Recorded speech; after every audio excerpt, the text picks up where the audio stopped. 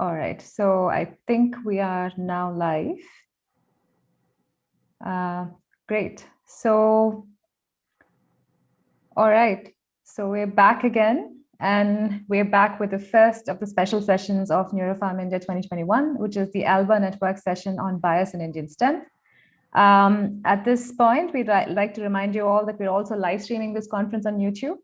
The link should be available on the chat. And we'll be monitoring the Zoom Q&A pop-up box, select audience question for our speakers. Please do upvote the questions that you'd want the speakers and panelists to answer and address your questions to specific panelists by name. While the chat box is used for public discussions, it's much better to add questions for the panelists to the Q&A pop box so that we can see the questions quite easily then. So essentially, what we're going to do today is to get our moderator, Professor Shubha Tole, to actually tell us what Alba Network is and take us through what the session will be about. But I'll quickly introduce Shubha to the audience. Professor Tole is a senior professor in the Department of Biological Sciences at the Tata Institute for Fundamental Research in Mumbai, where she works as a neuroscientist. Her lab investigates the development and evolution of the mammalian brain, specifically the formation of cerebral cortex and the amygdala. She has been the recipient of the Infosys Science Foundation Award for Life Sciences in 2014 and the Shanti Swarup Bhatnagar Award, India's highest scientific honor, awarded by the CSIR. She's also been awarded the Research Award for Innovation in Neurosciences by the Society of Neuroscience in 2008, the National Women Bioscientists Award by DBT Government of India, Swarna Jayanti, and the Wellcome Trust Senior International Fellowship. She has several publications in leading international journals, and she actively engages in public outreach via workshops in schools and colleges and has chaired, as well as presented Café Scientifique, organized by the British Council. As a representative for the Alba Network for Equity and Diversity in the Brain Sciences, she'll be moderating this discussion. Apart from her own experiences as a woman working in Indian academia, her work as a member of the Alba Network Steering Committee, chairperson of the Women in Science Committee of the Indian Academy of Science, and her involvement in drafting India's Science and Technology Innovation Policy 2020 will inform her contributions to the panel discussion. Before I hand this over to Shubha, I'd like to alert the audience that this session may include discussion around topics such as sexual assault, identity-based discrimination, and harassment. We acknowledge that this content may be difficult, and we encourage you to care for your safety and well-being. Over to you, Shubha. Thank you very much. Am I audible? Yes, you are. Can you hear me? Okay. Well, so thank you very much to the organizers for conceiving this whole conference, and in this session in particular.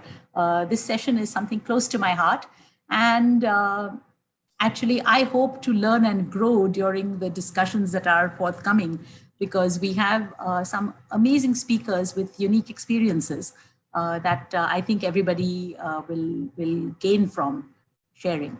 So let's look forward to a stimulating discussion. But first, let's also thank and acknowledge this wonderful organization, the Alba Network, that I am a proud ambassador of. I will share some slides about the Alba Network.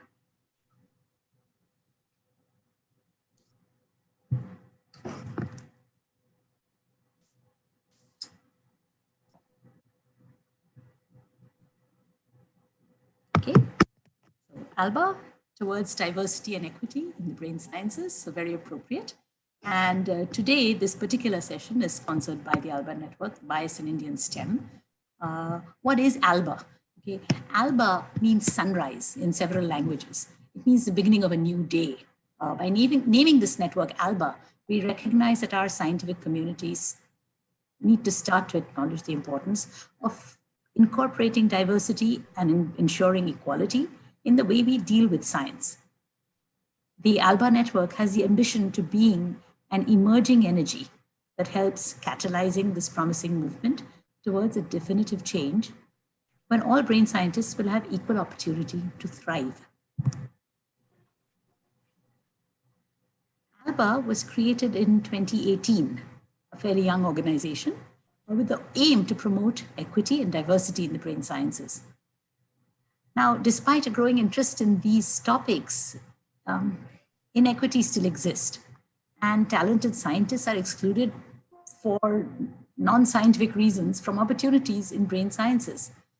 And these exclusions are based on criteria that have no connection with their potential to succeed. Diversity is a fundamental component of excellence, and jobs should be based solely on an individual's potential. So the Alba Network is committed to supporting and advocating actions and policies that foster equity, diversity, and inclusion in brain sciences across the globe. The main goals of the Alba Network, then, are to promote best practices, to counteract biases, recognize outstanding contributions to science and diversity, to provide networking and mentoring opportunities, and support career development, particularly for underrepresented groups. Now, to establish these goals, Alba organizes a range of activities, establishing a declaration of best practices, curating a resource database, which is available on the Alba website, hosting networking events and webinars, establishing awards, highlighting success stories of individuals and organizations to create role models, advocacy within scientific organizations and with scientific organizations. So the Alba members work as a mentoring community and also as a collective of scientists for speaker invitations and award nominations. Now,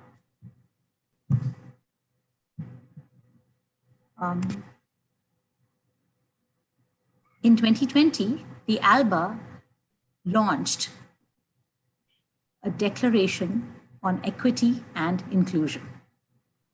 This document serves as a resource for concrete, positive, and evidence-based actions that individuals and organizations can take to promote equity and inclusivity. The declaration focuses on two contributing factors to the perpetual underrepresentation in STEM: implicit bias and workplace culture. We believe adopting the actions below will benefit all members of the research community and the scientific enterprise itself.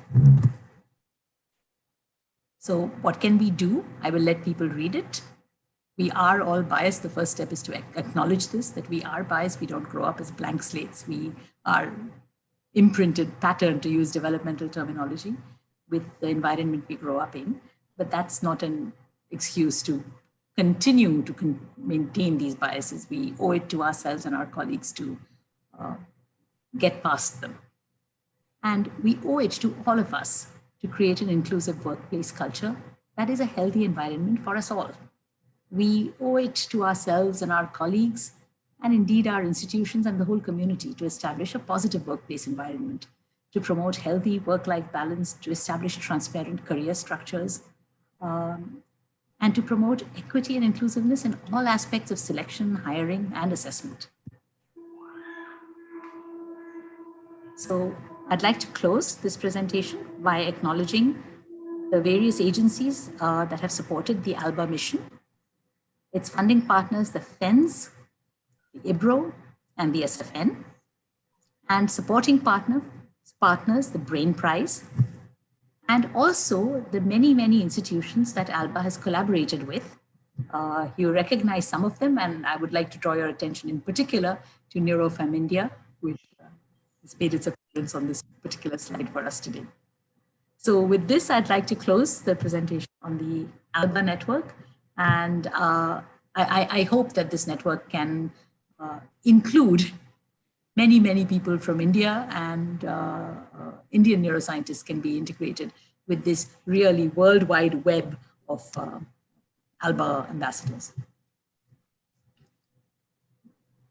Now, with that introduction, I am delighted to introduce the first speaker of the day. We have an amazing set of speakers who will have thought-provoking presentations to share with us. So the first panelist is Dr. Shambhavi Naik. Dr. Naik is currently the head of research at the Takshashila Institution. focusing on India's policies in areas of emerging technologies, such as gene editing for human applications, assessment of gene drives, and implications for the development of biological weapons.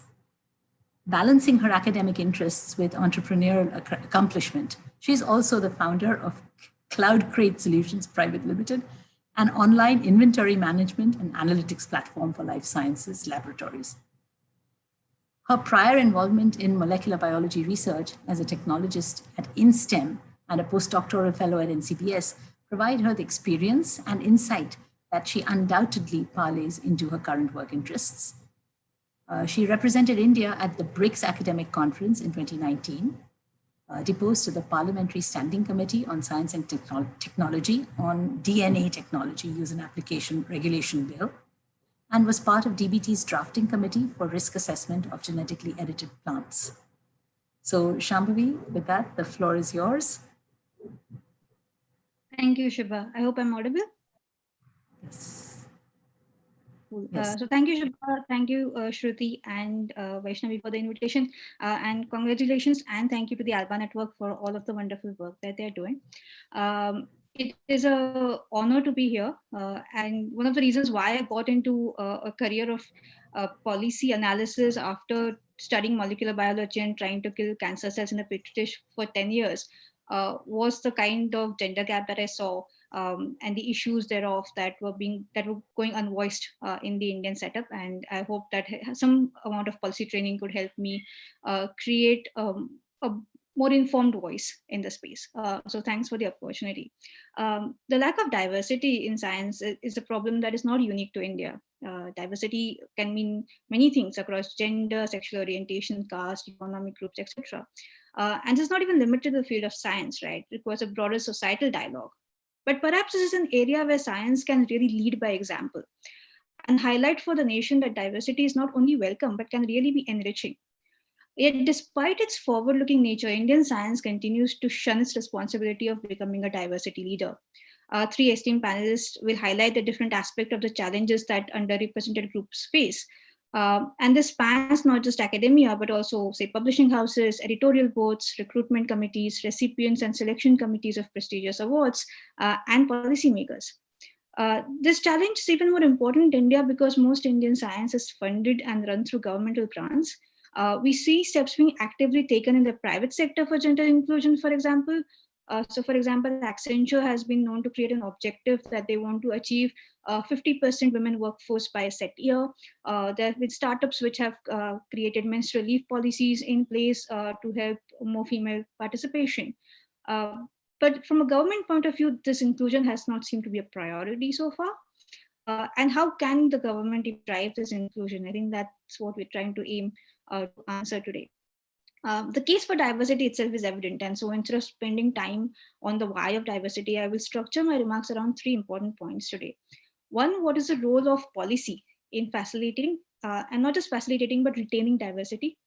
What is the current status of women in Indian science? Because I tried to look at data for other biases, but there was at least some data available for women, but clearly a lack of when it comes to other groups.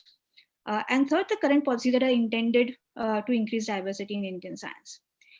So coming to the role of policy in facilitating and retaining diversity. So there are three main issues that impact diversity, in my opinion. One is our systemic challenges. Second is unreasonable work expectations. And third is India's social fabric. So India's initial trust with scientific development was centered around economic development. So if you look at the very early 5-year plans or the outlook at science and technology, it was that science and technology could create wealth, it could create economic independence and technological self-reliance. And the inclusion of diversity at this point of time was not seen as a core tenet of Indian science. And while this by itself has changed, the approach that we have to have more inclusion has come in. The systems and benchmarks that have been created to suit a male-dominated industry are really difficult to shrug off. Systemic challenges such as age limits in faculty recruitment that follow a particularly long education cycle make it difficult for women to compete while also having a family. There's evidence that shows that men tend to cite themselves and other men more than women, leading to a gender gap in citation. In a field where networks can aid in finding jobs, publishing your work, and winning grants, there's an inherent disadvantage then to being in an underrepresented group. Further is this unreasonable expectations of work timings, work from 9 a.m. to 9 p.m., go to conferences at festival times. And I agree that these are problematic for both men and women. But somehow the toll for women with families appears to be more. And finally, there are concerns which are born out of our societal traditions and cultures. Women are traditionally looked at as the caregiver, not just in the role of a mother, but as a wife, a sibling, a daughter, and a daughter-in-law. This caregiver function makes the choice of a career with lack of job security and high work expectations a difficult choice for the woman. This is more evident in two analyzed and reported trends. One is that generally in the workforce, women participation decreases with increasing household income. And particularly in science, women drop out after their PhDs, postdocs, and very few go on to become faculty members and institute directors. In summary, I think it's safe to say that the opportunity cost for a woman to do science is much higher than that for a man, but it's still easier for the woman than other groups. The societal reproach and lack of recognition of LGBTQ community make it more challenging to address the concerns of these groups. Let me give you a simple example. There was a recent assisted reproductive technologies bill that has been for which a parliamentary committee report has been submitted to the parliament. And one of the highlights that a lot of experts have made is that the bill does not provide for members of the LGBTQ community to access assisted reproductive technology services. When the Ministry of Health and Family Welfare was actually questioned on this, they replied saying that although homosexuality has been decriminalized, they have not been legalized. So there's no legal framework for us to actually allow them such services. And therefore, it is a dialogue that is further behind the dialogue that we are having also on women. And it kind of, therefore, needs to be spoken about urgently. And I think it is up to then our scientific community to be at the forefront of the change, to create this comfortable space, safe spaces for members of the LGBT community. A task is going to be more arduous, a task is what's needed, and that the Indian science fraternity just needs to take up urgently. In the context of all of this, I think the role of policy is to address the systemic issues and create incentives that lower the opportunity cost for diverse members to choose, stay, and thrive in Indian science. I think it's very important to put focus on all those three words. It is not just about getting people to choose Indian science, it is about retaining them, making sure that they're happy there and that they contribute to Indian science successfully. Policy by itself cannot change India's social fabric, but we can definitely make science an attractive career option for those challenged by traditional norms of society. For this, though, we'll first have to understand the fundamental challenges that diverse groups face. And data on this is not easy to get. And perhaps the first and most urgent policy change we need to make is to allocate funds to research the various aspects that keep diverse groups out of science. This data can then be used to feed into evidence-based policy making. One piece of evidence that I would like to speak of, though, is a NITI Aayog report on women in science. In 2016-2017, NITI Aayog released a report on the status of women in science among select institutions in India. This was based on a survey conducted by the Society for Socio-Economic Studies and Services, Kolkata. The work on this report was led by Dr. Rajalakshmi Malik and Dr. Aparajita Dhara. They surveyed 991 currently working female science professionals across a range of institutions, including DST, DBT, ISRO, ICAR, IISc, several state and central and deemed universities. And what they found among these sampled women were that 42.5% responded that family responsibilities have no effect on career attainment as they can balance both. But 32.1% of them said that they were somewhat adversely affected. There were 217 reported cases of refusing a challenging career opportunity among those sampled. In some cases, there was more than one refusal, and refusal reasons included first childbirth. This was most common. And there were 86 instances of pre-marriage or post-marriage refusals before the first childbirth. Most commonly cited reason was family care, change in job location, type commitment, and family objection. This feeds back to that original societal notion that women are primary caregivers, and therefore that there's this inherent bias when we think about women in career positions. Now, while the majority of women in this sample appear to balance work and life, 42% said it's not a problem. It is important to note that this sample set has an inherent selection bias. We are looking at women who have stayed and thrived in Indian science and not those who have dropped out. Right? We are looking at women who are in premium institutions across India. And it is actually worrying, I think, that even among this privileged group, about 30% feel that there's an adverse impact of their work on their family life. And the true understanding of our policy changes that are required to attract more women into science will depend on the challenges that these women and those unsurveyed because they've already dropped out face. And it is in this realm that policy changes have to be nuanced, sharp, and well informed. And this brings us to the current state of policies that influence inclusion. Now, it has been very well recognized that we need more diversity. But these conversations have to be more aggressive than just be about changing the narrative. Robust defined policy changes with predetermined objectives and monitoring mechanisms have to be introduced. A few changes have been made. We have the Women's Science Scheme, we have the Kiran Scheme under DST, which has sponsored women to return to science after a career break. We have women-specific mobility grants. Back in 2016, DST constituted the Standing Committee for Promoting Women in Science. And the Standing Committee has made recommendations, such as promoting women-specific technology business incubators, sensitization and women-specific outreach programs, mentorship workshops, and leadership trainings to improve participation in science and technology domain. Implementation on a lot of these recommendations is still ongoing. But what has been a policy, I think, of a lot of our policies is that we don't have monitoring mechanisms to show if long-term objectives of inclusion have been met. So, for example, if you consider the Women Scientist Award, we look at retention. We look at how many women have come in, have been awarded, and have finished the fellowship. But what happens to these women afterwards? Do they remain in science? Do they continue? And not just science, right? It is about helping them make a successful career out of their choice. And have we been able to actually achieve that? Is the question that we need to answer. A policy has been that we have looked at issues in silos. So women drop out because of giving birth. So let's try and fix it at that time point, rather than thinking of the entire value chain and what all needs to be fixed so that we just have more women coming through our workforce and going into leadership positions. The STIP 2020 recently also tried to address the gender equity gap. It is very strange though, because in the introduction it said the draft mentioned that there has been a notable increase in women in Indian science, but there's no evidence on what this increase is within the STIP draft, and whether that increase by itself is something that we should consider notable. This again goes back to that point of having objectives which are very well laid out, and not qualitative measures of increase, but a quantitative measure of increase. The STIP 2020 does have an entire chapter that is devoted to increasing inclusion.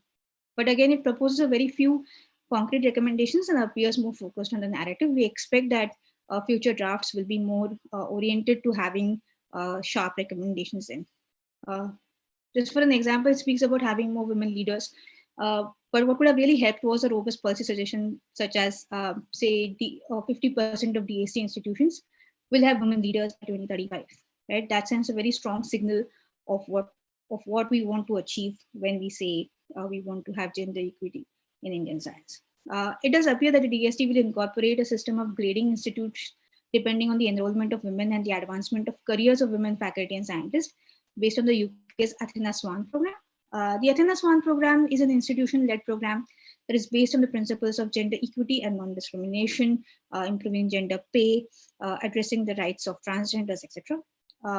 However, timelines for implementations, mechanisms for monitoring, and incentives for partnering institutions to actually do this are yet to be made known. India's push to gender inclusion in science is welcome, but has to go beyond tokenism and mere intent. Policy making has to be scientific, and it is key that we discuss the challenges in the Indian context. And this begins by hearing the voices of those marginalized, not those privileged to have a voice in the first place. We can think of policies in three ways: immediate, mid, and short term. Immediate, mid, and long term, sorry. And I hope after we hear the other panelists speak of their challenges in the later half, and we hear from you as well, the audience, we will be able to come up with some pointed recommendations that can help gender inclusion in Indian science. Thanks, Shubha. Back to you.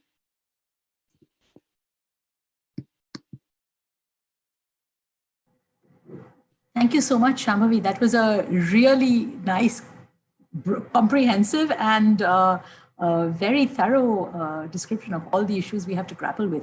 I mean, of course, 2 hours is not going to be enough, but it's good to have a start. So I was wondering if any of the panelists have a quick follow-up question to what Shambhavi has just presented. Shambhavi will come back again at the end of the session for a sort of, but I was just wondering if there was anything immediate. For example, I have one. Any policy making has to be underpinned by data. So does the STIP have a strong sort of data collection plan to find out who, what, where, numbers? Is there that kind of a plan to first have the substrate on which policies can be made? Right. So I think the STIP, and this is not just a issue with a particular chapter, but with the entire document, is a more of a visionary document on I think what India wants to achieve and be in science. It doesn't have a time frame, which is another bit of a small issue. So I don't know by when we expect all of this vision to be implemented. I'm expecting that the strategies will come out soon. And I think data collection will be one of those. Like I said, we just don't have enough data on any of these plans, right? But we have to have a plan to collect the data. Yeah, I expect all of the strategies to come in later. So this is just at this point of time, a thing that we want to be here. I assume by 2030. Okay. All right. Well, we shall be here grayer than we are now to push the effort. So, okay. So thank you. So I will now introduce the next speaker, but a little bit of a sidebar.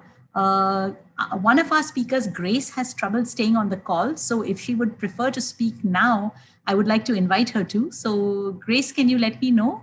And otherwise we'll proceed with our original schedule.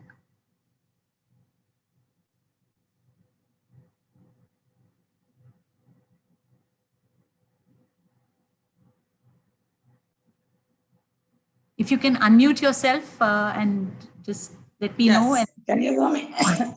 Then let me introduce. Yes. Wonderful. So then let me introduce you. So I hope that's okay with the other speakers because we would like to not lose Grace. So, all right, let us welcome. Sorry, excuse me. Let us welcome our next panelist, Ms. Grace Banu. Ms. Banu is a powerful activist. She's a Dalit and trans activist and also India's first trans engineer.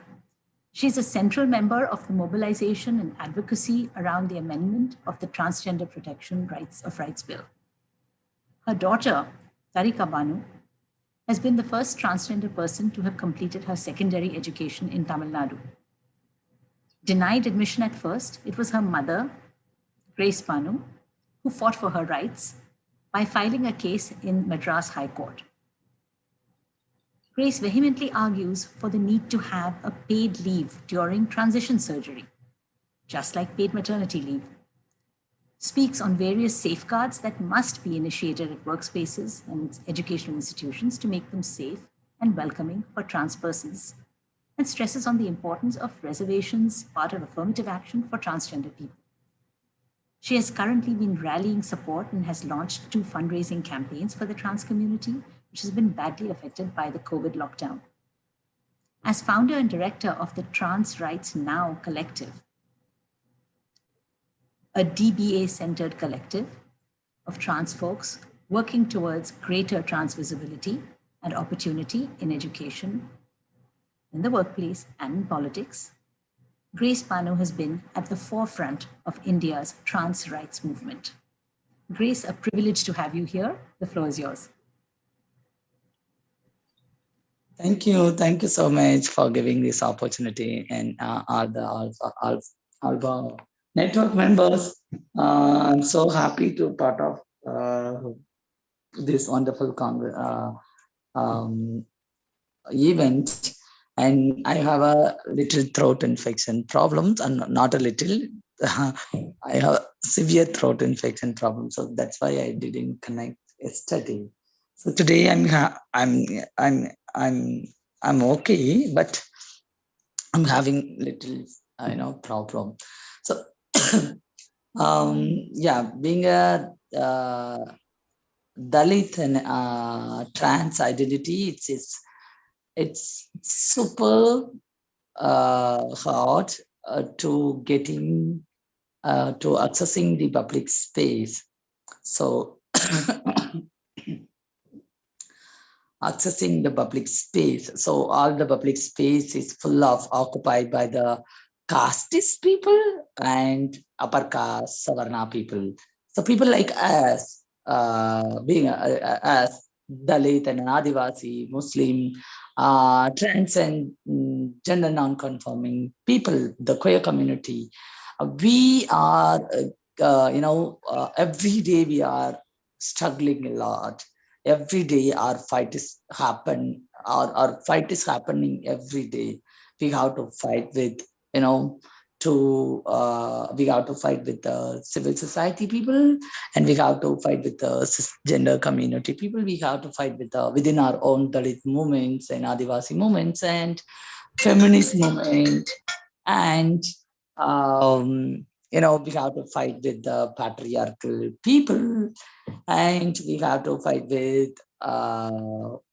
the upper class Savarna people, and we have to fight with uh, the state government, and the central missionary also. So it's super difficulty to getting, to accessing the mainstream platform. For example, how do I say, all the places is occupied by the Savarna people because of the the lack of knowledge and our caste background, and we don't have a privilege. We are all underprivileged people, so we don't have privilege to access the all the mainstream and the international platform also.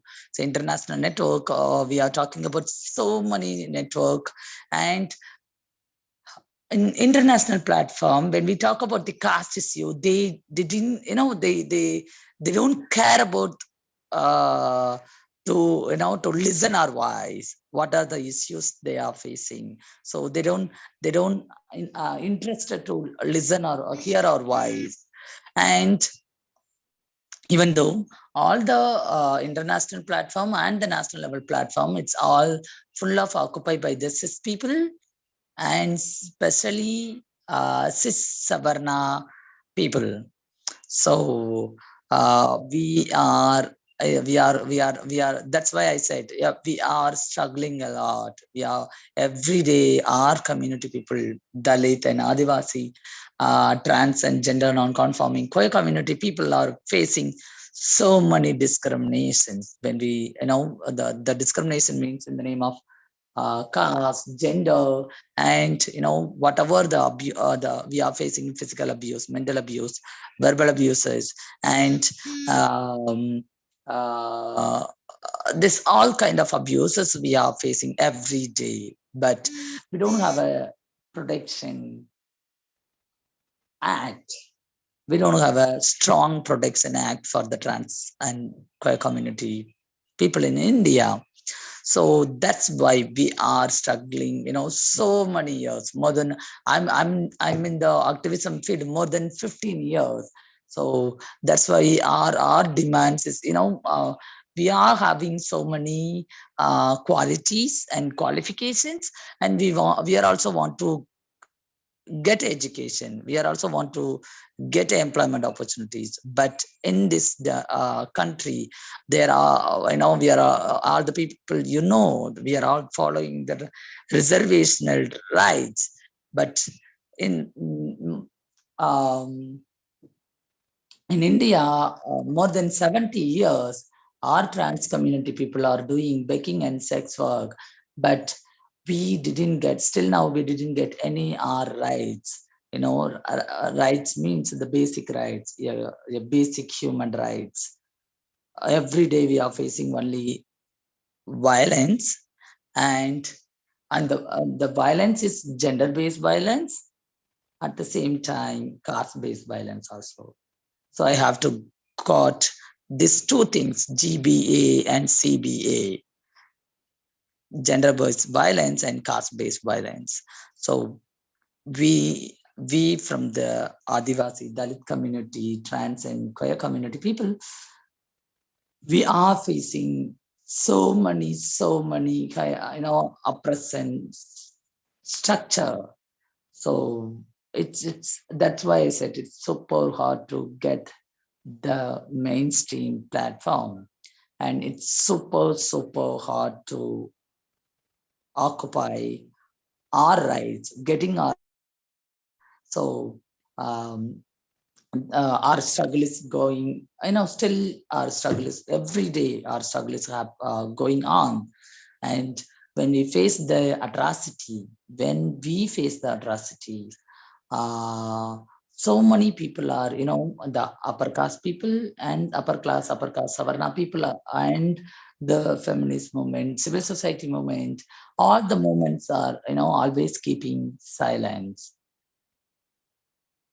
So every day, every time, our community people, when we face the violence or atrocity against us, so you people always keeping silence. So that silence is one of the apartheid for us. So break your silence. So because you people are also a human, we are also a human. So you people also have a same blood color, and our people also have a same blood. So now we are in the 2021. Till now, caste is everywhere. When from the higher position to lower position in the mainstream platform, all the positions, caste is occupied by, in India, all the places is occupied by the caste.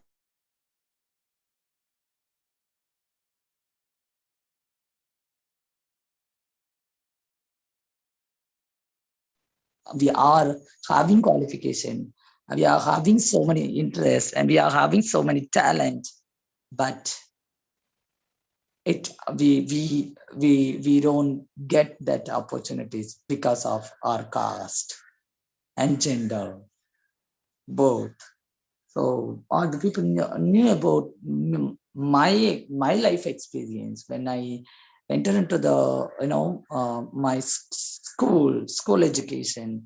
Our school correspondent and the principal said, I don't want to, I don't go to sit with the sit with the other people, and sorry. So I don't, I have to come, when my school is started, it's 8:30 a.m. and I have to come 9 o'clock, and I have to leave very early. And I don't want to speak with, I can't speak with any people. I can't speak with class teachers also. I can't enter into the classroom. So I have to sit under the tree.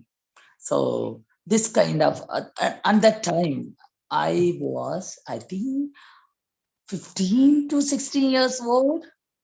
So 15 to 16 years old, I knew about the caste, but in that time, I have to confirm my gender, the gender, my body have some, some, so I have to confirm my gender and why I have this different kind of feeling. So that kind of, trauma, I was in, and that kind of trauma. So at that time, these people, they oppress me in the name of caste and gender. And after few years only, I realized this, why these people gave this kind of, punishment to me.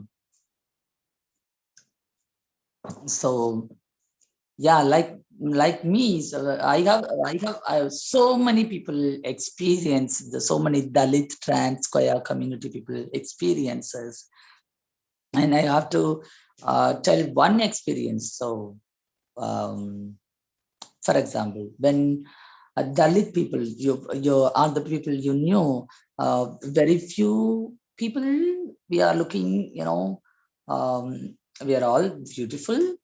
And when we enter into the trans community, the people are, they are seeing our body. Okay, this person looking fat and she's looking black. So you should, they decide, okay, you should go baking and sex work. And when we do the sex work, especially Dalit and Adivasi trans people do the sex work, and we met so many upper caste people, Savarna, patriarchy male, and they tortured us. They tortured our community people, and because we don't have a chance, and we don't go to tell this, okay, this guy is treating me differently, this guy is torture me, and they are they easily identify our caste because our appearance and where we coming from. So this kind of dialogues, they easily identify our caste. So when they realize our caste, so immediately their mindset, it's going to torture. Oh, you are a Dalit, so you came for this kind of thing. That cis men, they are like, their thought is that patriarchy thought is completely gone. That casteist thought will come on that time. So that torture it's extremely, very painful, extremely painful. And so many experiences I had. This so all the mainstream and the public space, it's all occupied by the Savarna cis community and the queer community also. Because we are within the queer community, within the queer movement also, we are facing caste discrimination. So caste is everywhere. Still now we are excluded from your space, but we are having education, all the all the things. But in just you think about who are all in the international platform, international network, who are all in that platform, and the national network, who are all in that kind of national level platform, and who are all using that state level platform. That all mostly upper caste, upper class, Avarna people, our community people is very, very less. Yeah. We don't have an opportunity. We don't have a space. We don't have a safe space, not a space. We don't have a safe space because we are in the insecure space. When we talk about our caste issues, our community, within our community movement, and the civil society people also, they are ready to they are ready to attack immediately. So every day, that's why I said, every day we are facing caste discrimination as well as gender discrimination, because we don't have a strong protection act, because you people always keeping silence, because you people ready to, you people not ready to hear our voice. You people not interested to hear our voices. So break your silence. Thank you.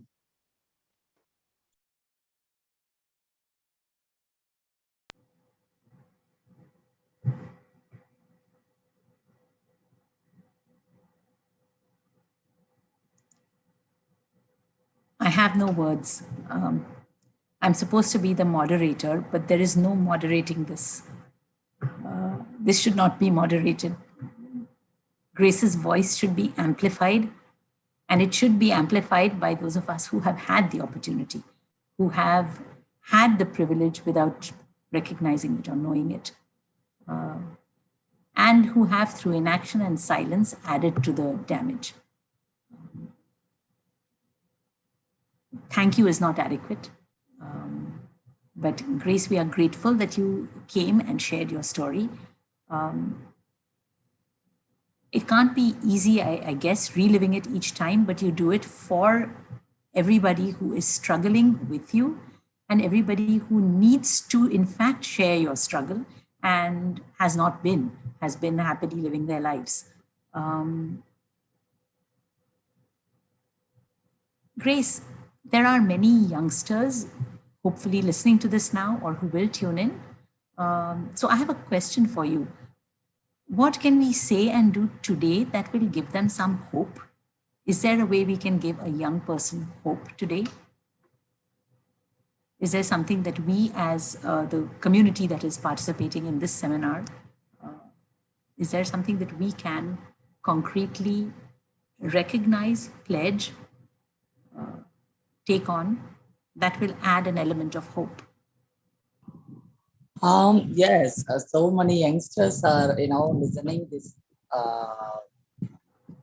voices.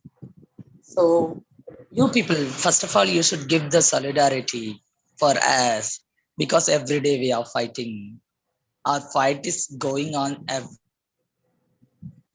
We are not, live our life, because our everyday life is going fight, fight, fight. So we want to live our life. So people like, are the youngsters, you should give the solidarity. Solidarity is the minimum support for the community, oppressed community.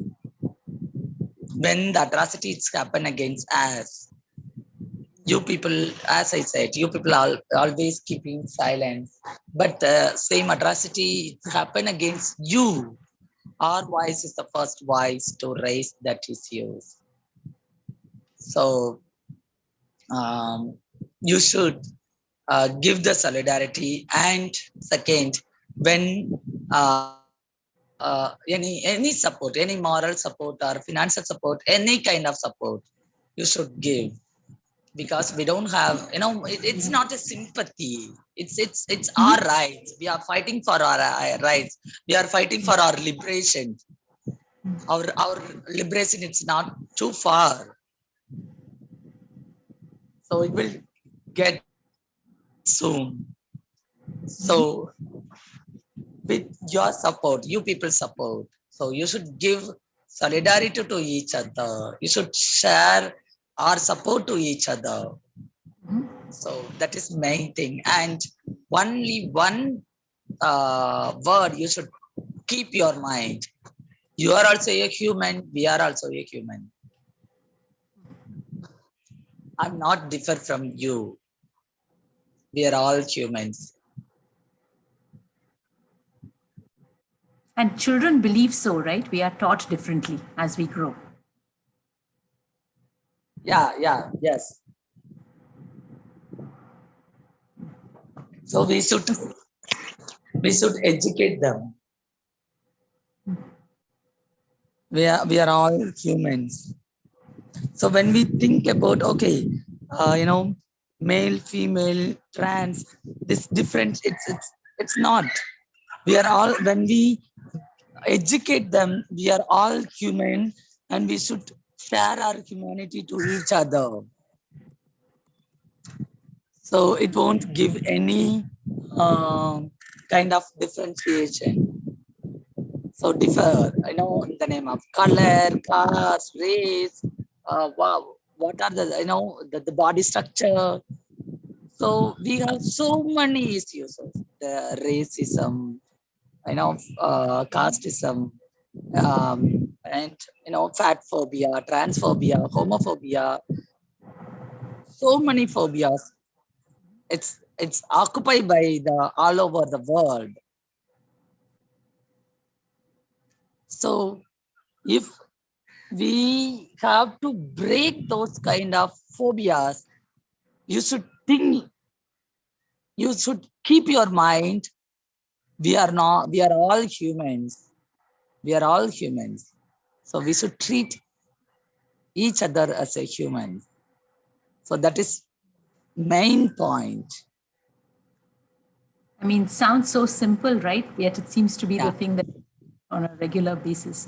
So in case you are not able to stay with us to the end when we do the wrap up, I'd like to say I'm making notes, and I would like to include in our wrap up a every single participant can sign on to, that they will break their silence. That was one of the most powerful things that came through, that we see it happening, or maybe we don't really see it happening, but our blindness and our silence is as much a part of the problem as anything else. So I'm going to include this in the wrap up. Please do try and stay on if you can. Yeah. Otherwise, Thank you. sure. Sure. One more way of showing support has come up already from one of the participants, Pinky Kane Sharma, who has directly offered not just sort of verbal support and or sympathy, as you said it, but she's basically said, please let me know if somebody would like to explore neuroscience in my lab.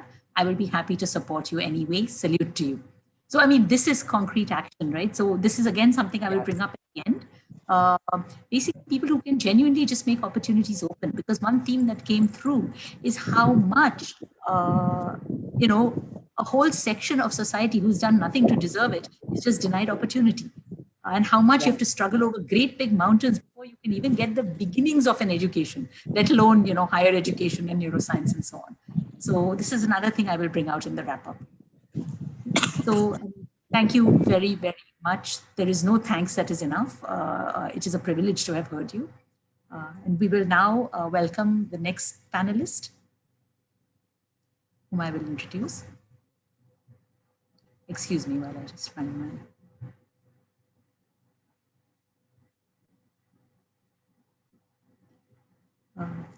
we now welcome Dr. Farah Ishtiaq.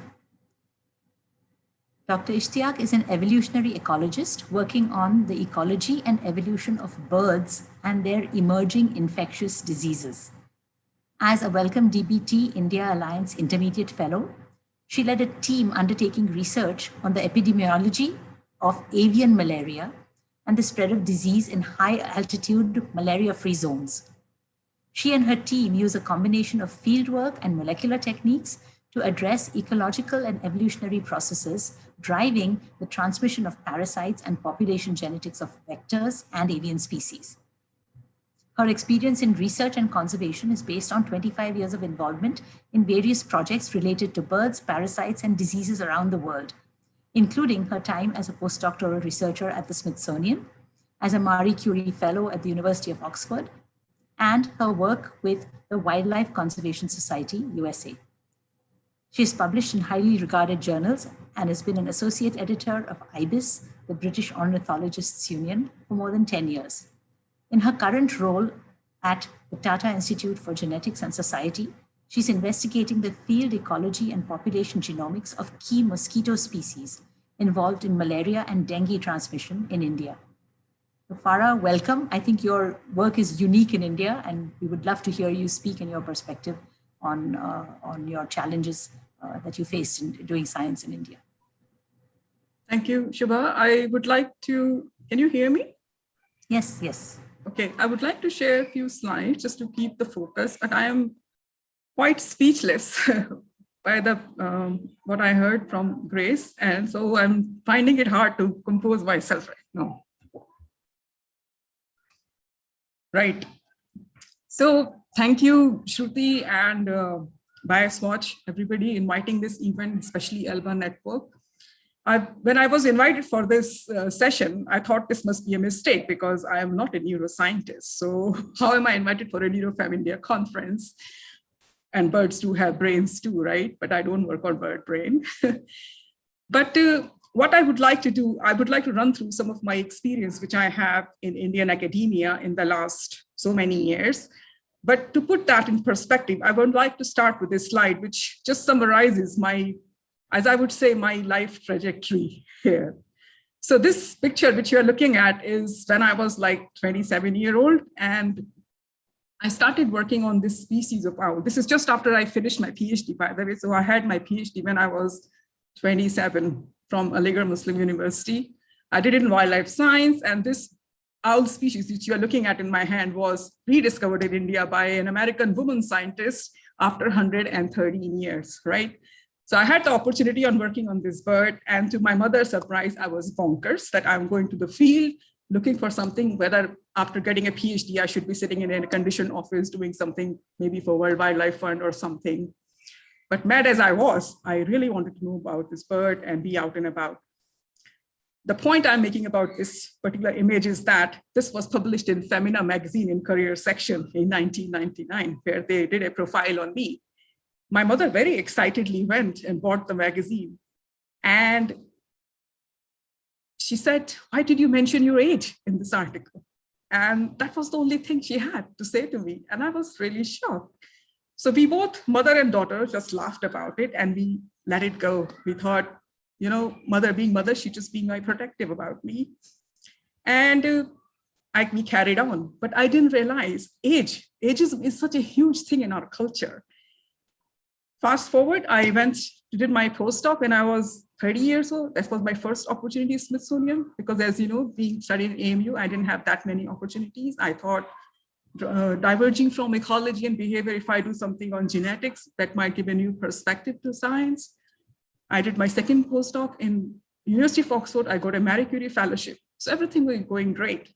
Now, behind the scenes, my personal life has been quite pressurizing. My mother really wanted me to get married at some point, but I didn't give in. I was very sure that I will marry somebody who I really like, and more importantly, somebody who supports me and my career.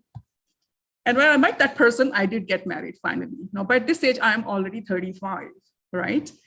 And I really wanted to be a mother as well. So now the challenge starts for me, 35 years onward, that should I be driving my career more, or should I be concentrating on being a mother and still having a family life? By the age of 38, 39, I kept going. My career is going fine. I'm writing, I'm being a postdoc. I went to Mongolia, I went to South Pacific Islands, but I also be trying to be a mother. I had 2 cycles of IVF. The reason I'm sharing this with all the women scientists, this is normal life, this happens.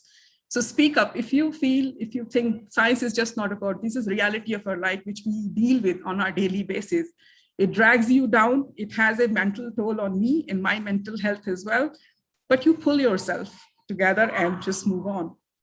And by 2012, I had my first child, my daughter, and that was the same year I got my DBT India Alliance Fellowship. And I thought life is going to be great now on. I have got this fantastic opportunity to set up a lab and take my career forward.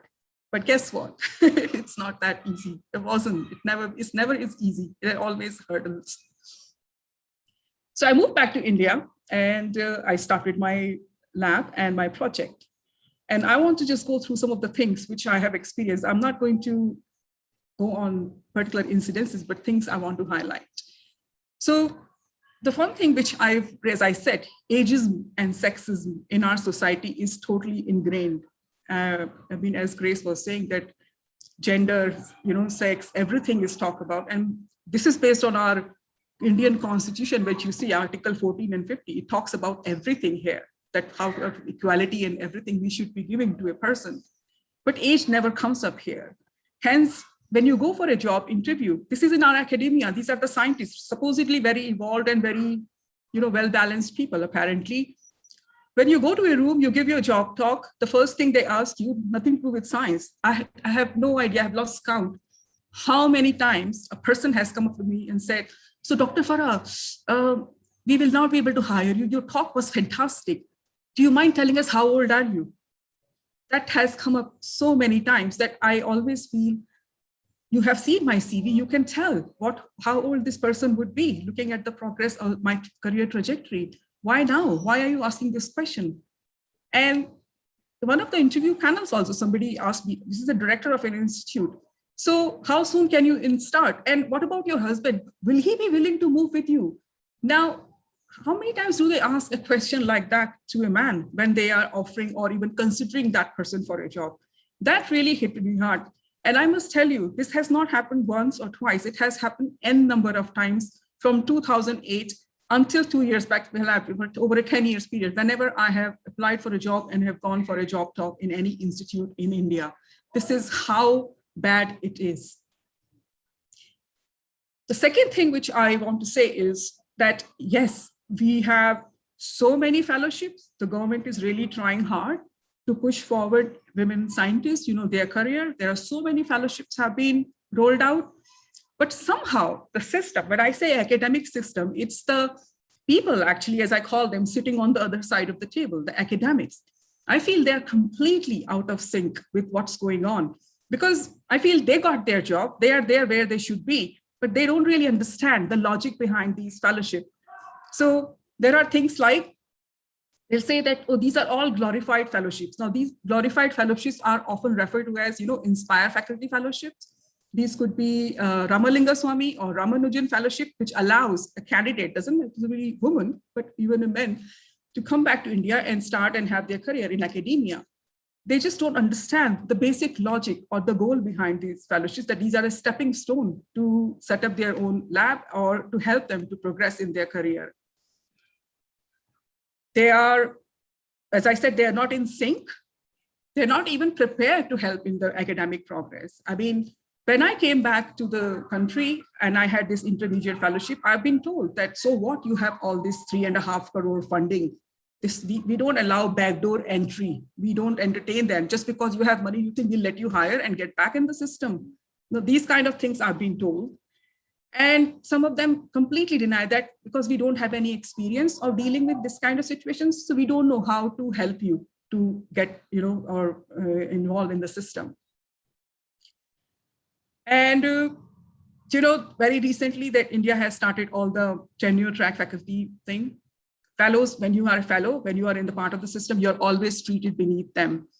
So I'll give you an example. So if you're hired as a tenure track faculty, it doesn't matter what time you're joining, you will be involved in the discussion of, say, selection of students and how things are progressing, depending on your date of joining. But for a fellow, no, never. I mean, this is always a fight. I mean, that should you be considered for this? Should you be having students with you? They are completely out of sync with that. And most importantly, the tenure track faculty always gets evaluated, you know that, right? At the end of their 3rd or 4th year, based on their papers, fellowship or funding they have received, students they have got, all kinds of academic, progress they are evaluated on. But for a fellow, even if you're there for 6 years, nobody even asks you. They don't even consider you that this discussion should be taking place. So they can direct you what should be your future, here or elsewhere, basically. So you're just somebody redundant, sitting somewhere where you have been given this, some space and some resources where you can do your work, mind your business, and basically go wherever you like at the end of your fellowship.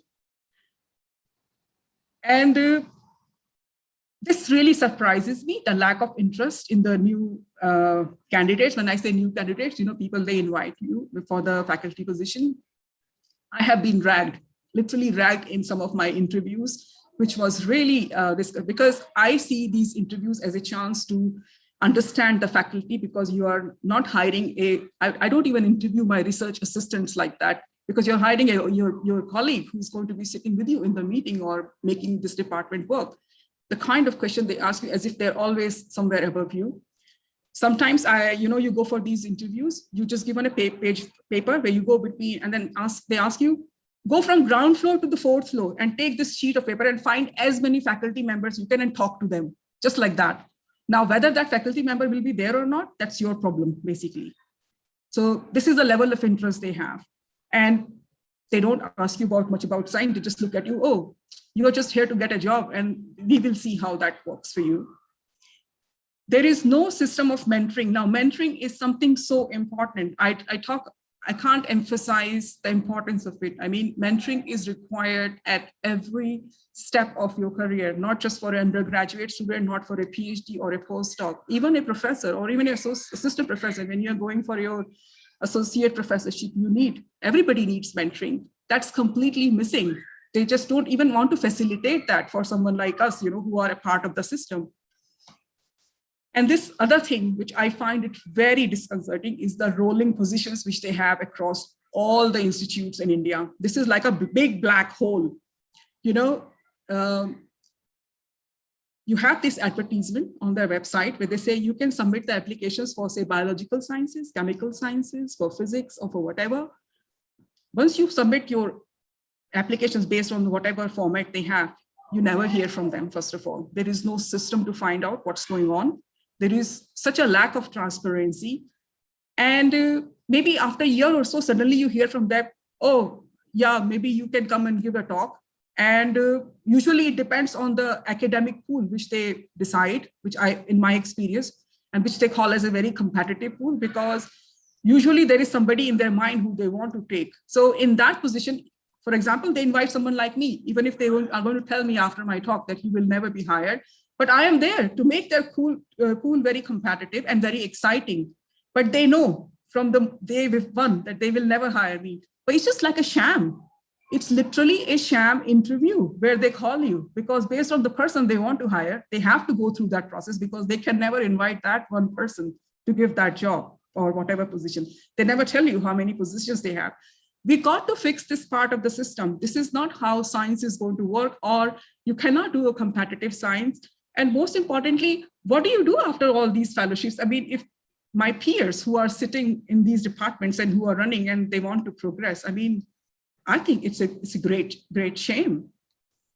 And the last thing which I want to say, which I can't emphasize more than this implicit bias, I mean, after what Grace has been talking about, I can't say that. I mean, I have been to some of the fantastic fellowship interviews, and I have been just told that somebody by some very senior scientist that, you know what, we can't offer you this thing. She doesn't even have a proper job. Now, this definition of a proper job here has always been given in terms of me having a faculty position. They don't even want to see that, you know what, she has had these fellowships which driven her career. She did this, made such a great progress being a part of the intermediate fellowship. And now she has come this far that she's sitting in the interview for this fellowship. So we should give her a chance.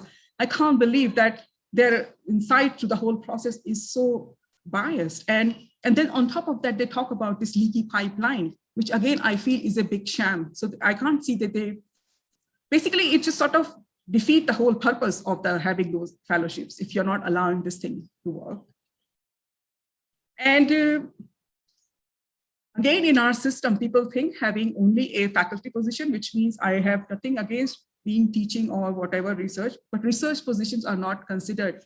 So for example, if you look into the other countries, I know more about UK system. So for example, in UK, you have Wellcome Trust Research Fellowships, which are designed only for research purposes. You get those fellowships, you are really dedicatedly doing 80% of research and maybe 10-20% contributing to the other aspect, but you are part of the mainstream science. You're not regarded as somebody sitting in the corner. You contribute to science, you make the field go forward. In our country, that's just not an option. So when I was actually trying to get my senior fellowship application sponsored by a institute or any institute, nobody actually even came forward to say, fine, we will support it. You can submit it at that point.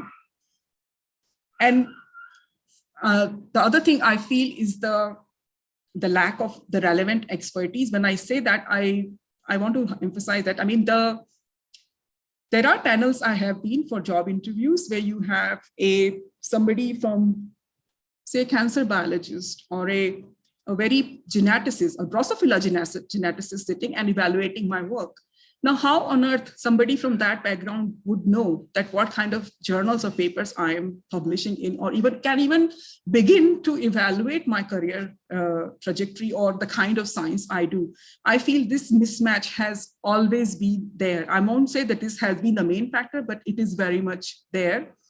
And lastly, I feel in terms of the credentials, which I would regard as an implicit bias, because I feel if probably I was not a PhD just from Alba Muslim University, probably if I have done a PhD, say from Stanford or maybe, I don't know, some other foreign university, I probably would have perceived more seriously just because I have a background and then I have made that much of progress.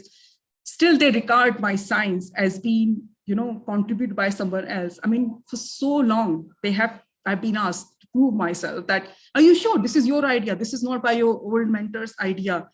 Or your progress will be evaluated not based on your postdoc experience, but from now. So you have to publish few papers now if you have come. I've done all of that, but yet it's never enough. It's never enough. So I don't know. This is more of an attitude, people's mindset, which is very hard to change. It's just not the ageism policy. This all plays in their head when you go for in that particular room and you get evaluated for a sham interview. And a few years back, I was part of this meeting, which happened in Delhi. It was organized by the India Alliance and US Embassy.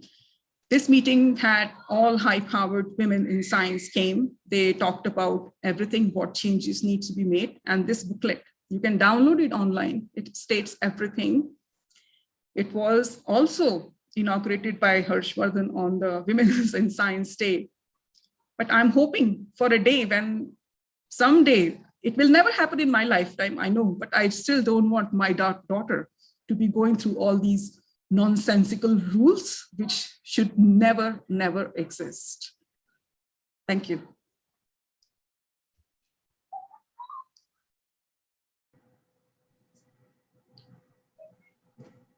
Thank you, Farah. Thank you for your searing honesty about your story. I mean, you held nothing back. Thank you for telling us, thank you for opening our eyes to how complicated the journey is. I mean, we saw from Grace how difficult it is for a large section of people to just even get into school and get an education. Now, even if you don't have those hurdles, what you have brought out is completely bizarre and arbitrary hurdles exist after one has gotten a PhD and after one has a prestigious fellowship, for God's sake. I mean, it's the mind-boggling nature of discrimination and all its hues and colors is striking, and it came through vividly. I was wondering when I heard you speak of, I mean, you've had personal struggles, and thank you for sharing, because there are many women in the audience who also, I mean, we have all had discussions with our colleagues and so on, and trying to manage the biology of childbearing and so on and careers.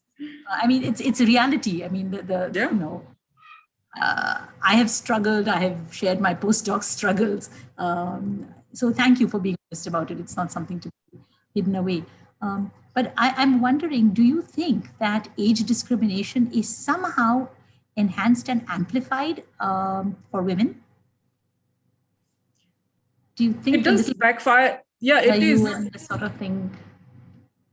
It is. I mean, of course. I mean, as I said, that the age of between 35 to 40 is a prime time for us, right, to decide, should we be having a kid? I mean, I really wanted to be a mother. That's why I am highlighting that. If somebody doesn't want to worry about it, it's probably may or may not matter, but I did. It took so much of my mental strength away in those 5 years of time that I kept doing science. But, I had this thing, I'll feel very empty if I cross 40 and I will not be a mother. I'm very honest about it. And this is the first time I'm saying this out in open, because I want people to understand what that means. But also, I feel the time, I didn't lose much time. I took only 1 year off. But what really disturbs me, that how the men who never shared the duties with their wives, they put their wife's career on the back burner. Now they are sitting in these meetings and they ask me, how old are you? I really find it very disturbing, actually, because they have no idea what it takes to come this far, yes. Implicitly criticizing you for choosing. Yeah, it's just unbelievable. Yeah. No, I mean, I should say I completely relate. I wanted children. I had mine at 35 and 38 and a miscarriage in the middle. So I relate to some aspects of it.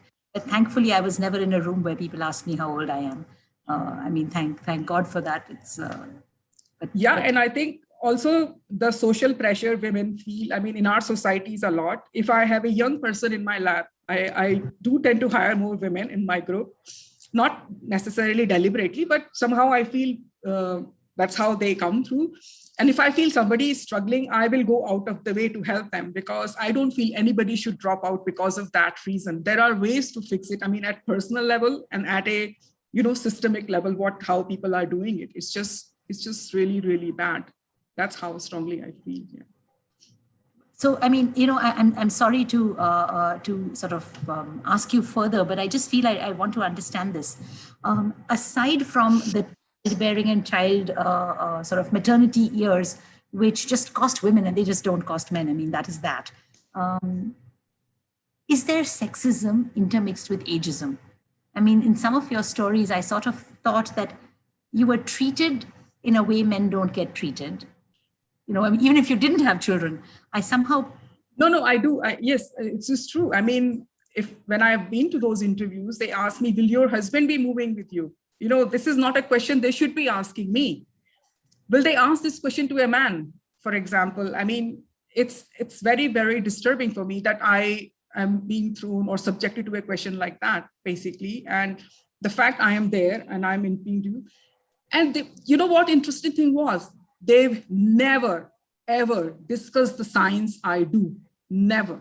And I say this very, very point blank. They can hold me in the court of law if they want, but they never ask me any decent question to do with my talk or my science or what I do, what my vision, what I would like to do forward. Nothing. The whole discussion just sort of comes in that room and stops there. That's it. Nothing. So it's all about these social factors which are a result of biases. Yeah. And I also feel that maybe, I think, also, I mean, I have seen people, men who were in the same boat as I was, who came as an intermediate fellow and they were part of the departments. I think they have been treated differently, because I do feel men's career is taken slightly seriously, that, oh, you know what, they have to get absorbed or they need to be seen as being successful or something. But I can't say that it's a uniform problem. I think it's all depends, and you can call that department to department basis or whichever field basis you can call it. But it's just there. And one more thing I want to say, Shubha, here, that I don't want to discriminate or subject anybody away. Women who do ecology is a very time-consuming subject, in that we go out in the field, we have to rely on the seasonality and everything. We design our experiments like that. If you miss 1 or 2 seasons for certain reason, like funding doesn't come through or permissions don't happen, you lose a lot of time, right? Which for a lab-based study, you might be waiting for reagents or something can also happen. But in ecology, an average PhD does take more than that, like 6-7 years, maybe longer. Some of them take to come through. So for a woman, expecting a woman in India to finish a PhD by 34 and being absorbed in the system by 35 is just unrealistic. And you will never have many women scientists in this field. Yeah. So actually, sorry to interrupt, but I just wanted to, so prime Shambhavi, because she gets to have the last word. I was just thinking all the many horrible ways we limit and discriminate and constrain our own, okay? Perhaps ageism might actually have a very concrete fix. Perhaps if we simply counted age from the date of your PhD, that could be some kind of an equalizer. And then add on year every time a woman has a child.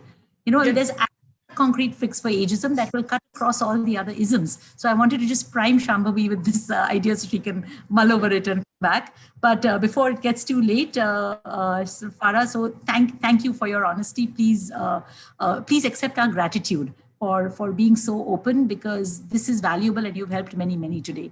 And the YouTube link, certainly when others see it, you will continue to inspire many. So thank you. And let us now welcome Dr. Bittu Rajaraman. Dr. Rajaraman, who is at Ashoka University now, and prior to that, he was a Inspire faculty at the Central University of Hyderabad. He received his PhD from Harvard University in neuroscience, studying intrinsic photosensitivity in salamander retinae. Dr. Rajaraman was then a Dr. D.S. Kothari postdoctoral fellow at the Center for Ecological Sciences, Indian Institute of Science, where he studied the evolution of neural and behavioral systems of communication amongst orthopteran insects in response to ecological constraints. Currently, Dr. Rajaraman is the head of the psychology department and associate professor of biology and psychology at Ashoka University. So welcome, floor is yours. Thank you so much, Shubha. Thank you to all the previous speakers as well. And a special thanks to Grace, especially because as a trans speaker, I always find anything that I have to say is incomplete without Grace by my side, whether it's in the context of this discussion on representation in academia or in the fights against the various legislations that have impacted our community. So I'll briefly sort of talk about. I'd like to focus on institutional measures that I'm hoping all of you will take in your institutions in order to make them less, prohibitively difficult for trans people to negotiate. And then I'll address also all of the ways in which caste plays out specifically in the context of STEM in India. And also then a note on sort of the ableism and Brahminism, which kind of also influences the way in which science itself is done in the Indian context. Okay, so what does it mean for someone to be trans? The idea of, the standard definition of what it means to be trans is for somebody to have a gender identity that differs from the gender one is assigned at birth, or who experiences deep discomfort with that gender.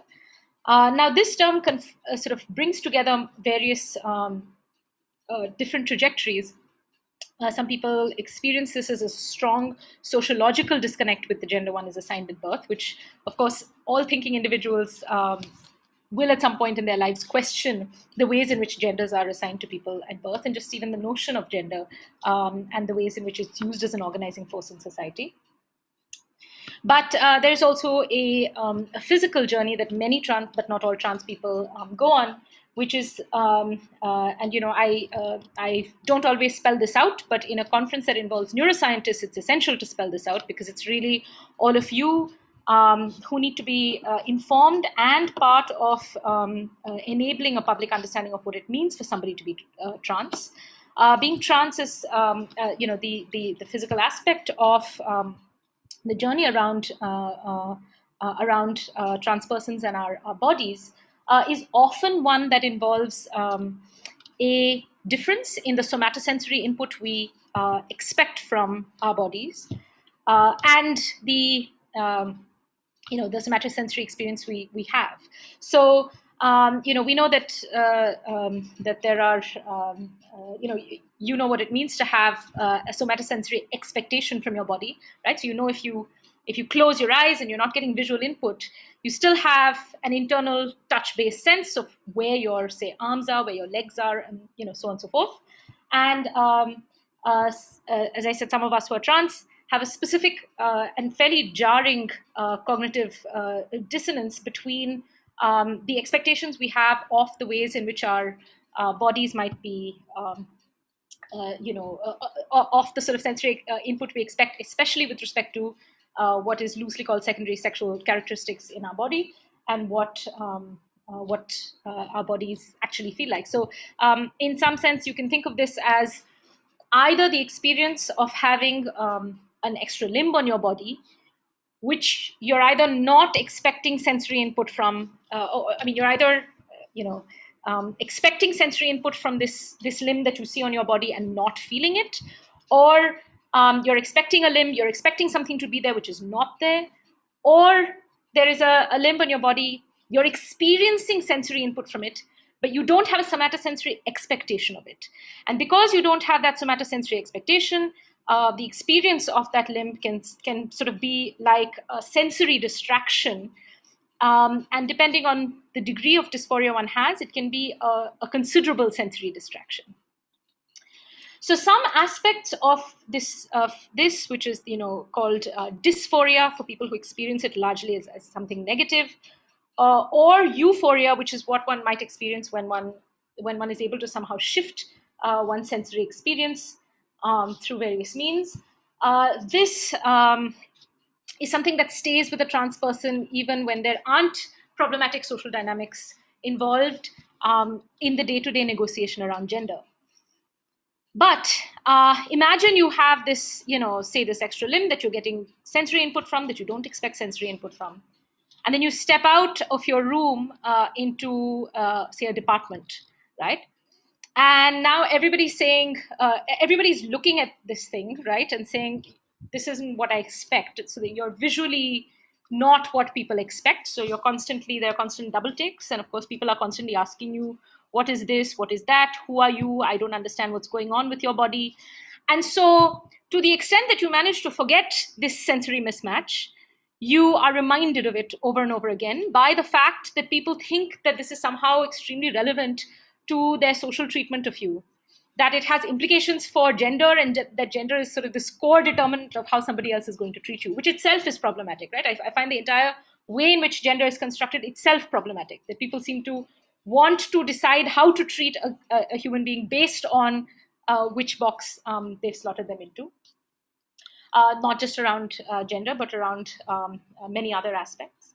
Caste, class, religion, regional identity, so much more. And disability, right? That gaze of constantly being scrutinized and examined is something that people with disability have raised over and over again as something that compounds one's experience.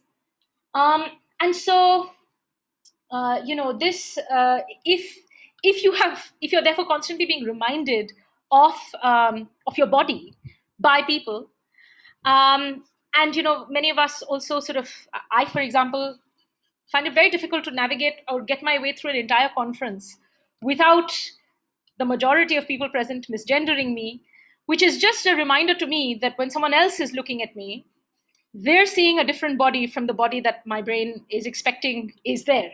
So, so essentially this involves a constant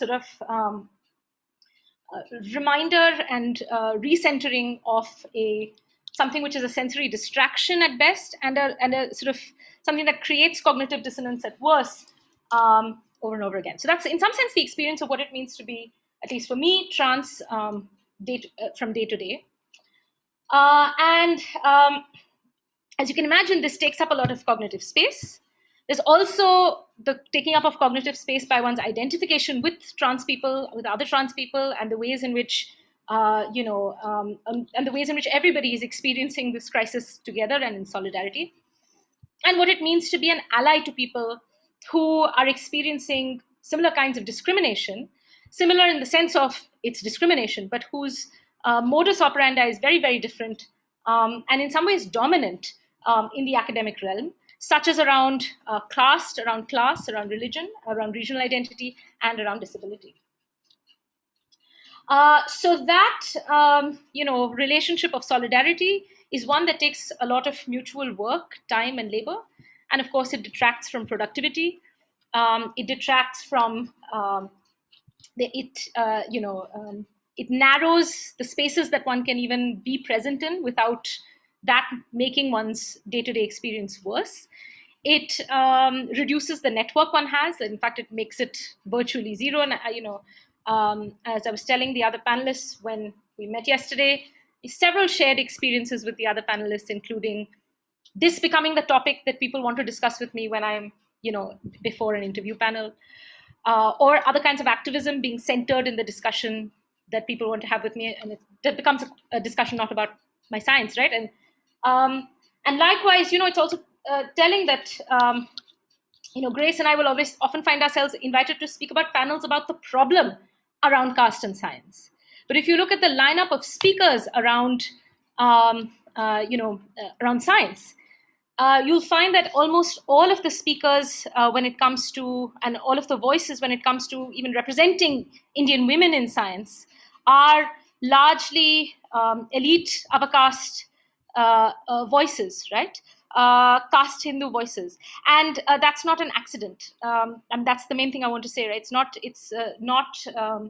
If one has the privilege with which to have that caste and class background, as for example I do, I think the thing that one has to do is to heed the call that Grace gave earlier, right? Which is to use whatever limited reach one has to ensure that science is opened up for everybody, rather than to gain our limited space to negotiate individually within such a system. And of course, it comes with its costs. There's no question that it comes with its costs. And the question always for all of us, for all of you, is what kind of scientist and what kind of person do you want to be, right? What kind of space would you like to create in science going forward? Bear in mind that, in my case, for example, there are, I think there are two of us who I know of as faculty members in the sciences in STEM in India. I'm not even sure about other branches of academia who are trans, right? There are two of us. Right now, we've set up some mentoring, informal mentoring and just connectivity networks with other trans folks. And so there are some 40, 50 odd trans students I know at various stages of their, journey through science, all facing intense difficulties, right? And if you look at the question of why, Grace and I have been, together in so many struggles over the years. But if you want to know why it is that I'm in an academic position and Grace is not, the distinguishing factor is entirely based on privilege, based on my own privileges of caste and class. And as somebody who's doing science, which is something I love, knowing that my position here is a function of this exclusivity of sort of the gatekeeping to this exclusive space being based on structures of caste and class, makes my ability to enjoy being part of a space extremely limited, right? It makes me ashamed, really. It limits my own participation in the community space, in the space of community of scientists. And I think all of us who do science outreach work and so on can agree that what we would like to have happen with science is for everybody to do science, for everybody, right? To have a scientific approach, for science to be something that the entire world, every person participating does. We want all public discourse around all kinds of issues to be informed by facts and numbers and these things, and all of these various pieces of information that end up instead being regulated and gatekept within a fairly elite community.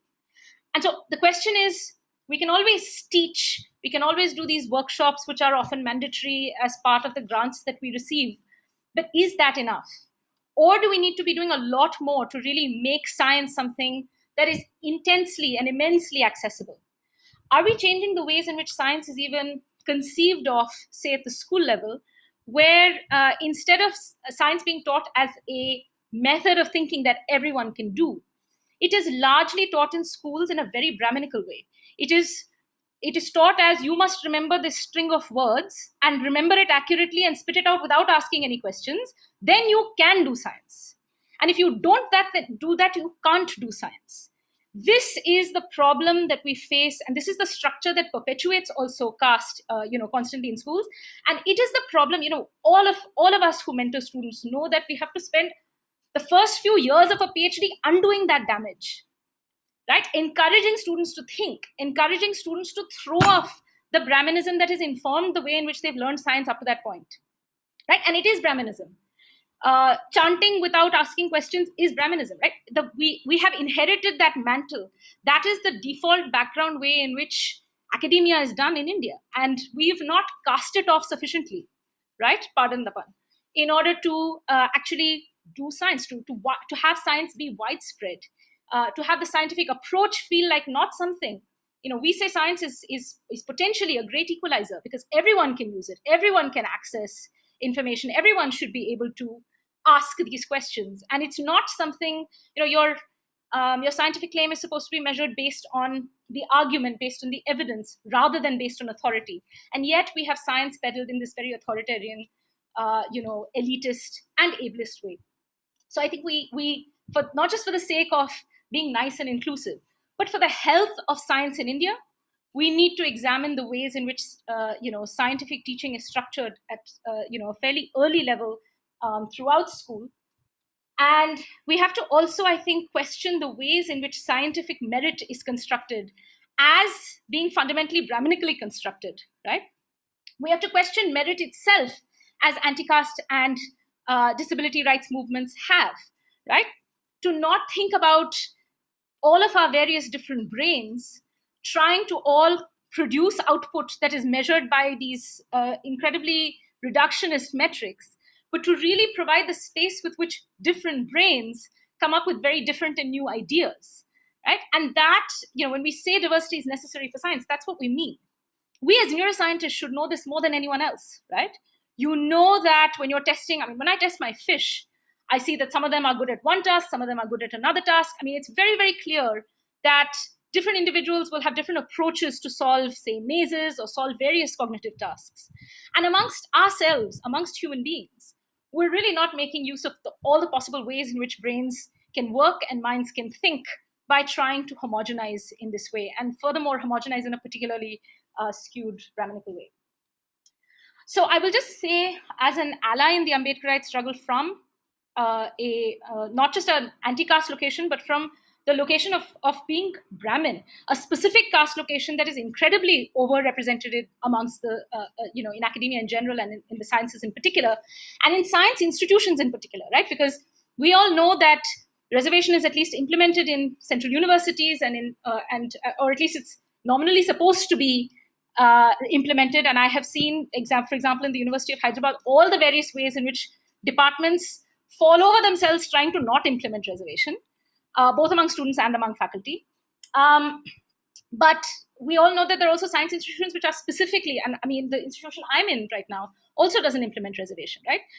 Several science institutions don't implement reservation. And the question is why, right? If one thinks that science is a method, if one strongly thinks that science is a method that is accessible to all brains, then why is it that we think we must be selective about who gets to do science, right? Why is it that we think that everyone has to perform in a certain, predefined, standardized way in order to use that method to go on to do new and interesting things? And if we are not structurally casteist, why is it that the actual composition of scientists is so far from the actual composition of people in our country, right? These are the questions we have to ask ourselves. I'm going to end by saying that, trans persons face incredible, discrimination around day-to-day experiences of education, of employment, of housing.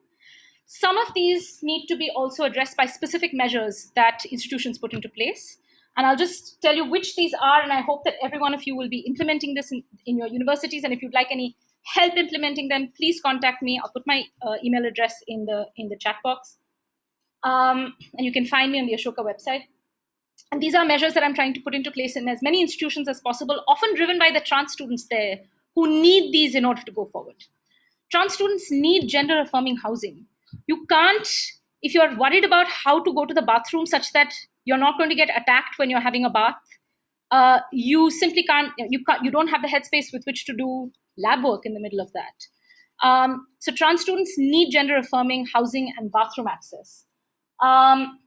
Many of us have one set of names and genders on publications and certificates from early on in life, and another set of names and genders and sometimes even visible faces, right, and appearance later on in life.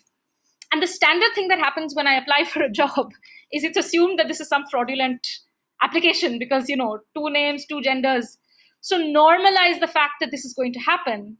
Normalize the fact that such an applicant might be a trans applicant, and make sure that you have space for people to declare that they are trans, but also ensure confidentiality around that trans identity, because many people who are trans simply don't want to enter a space with everybody knowing that they're trans, right? And I think around caste as well, it is important for people to be able to self-declare caste identity for purposes of affirmative action, without that being later on used as a marker that haunts them throughout, and a means of sort of advertising caste information in ways that can be used by people who are casteist. And believe me, as somebody who is perceived as, well,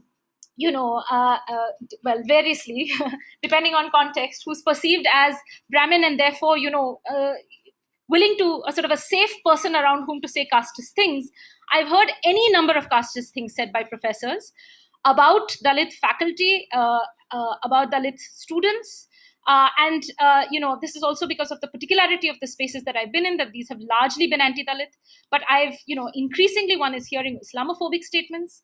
One is hearing all kinds of forms of discrimination.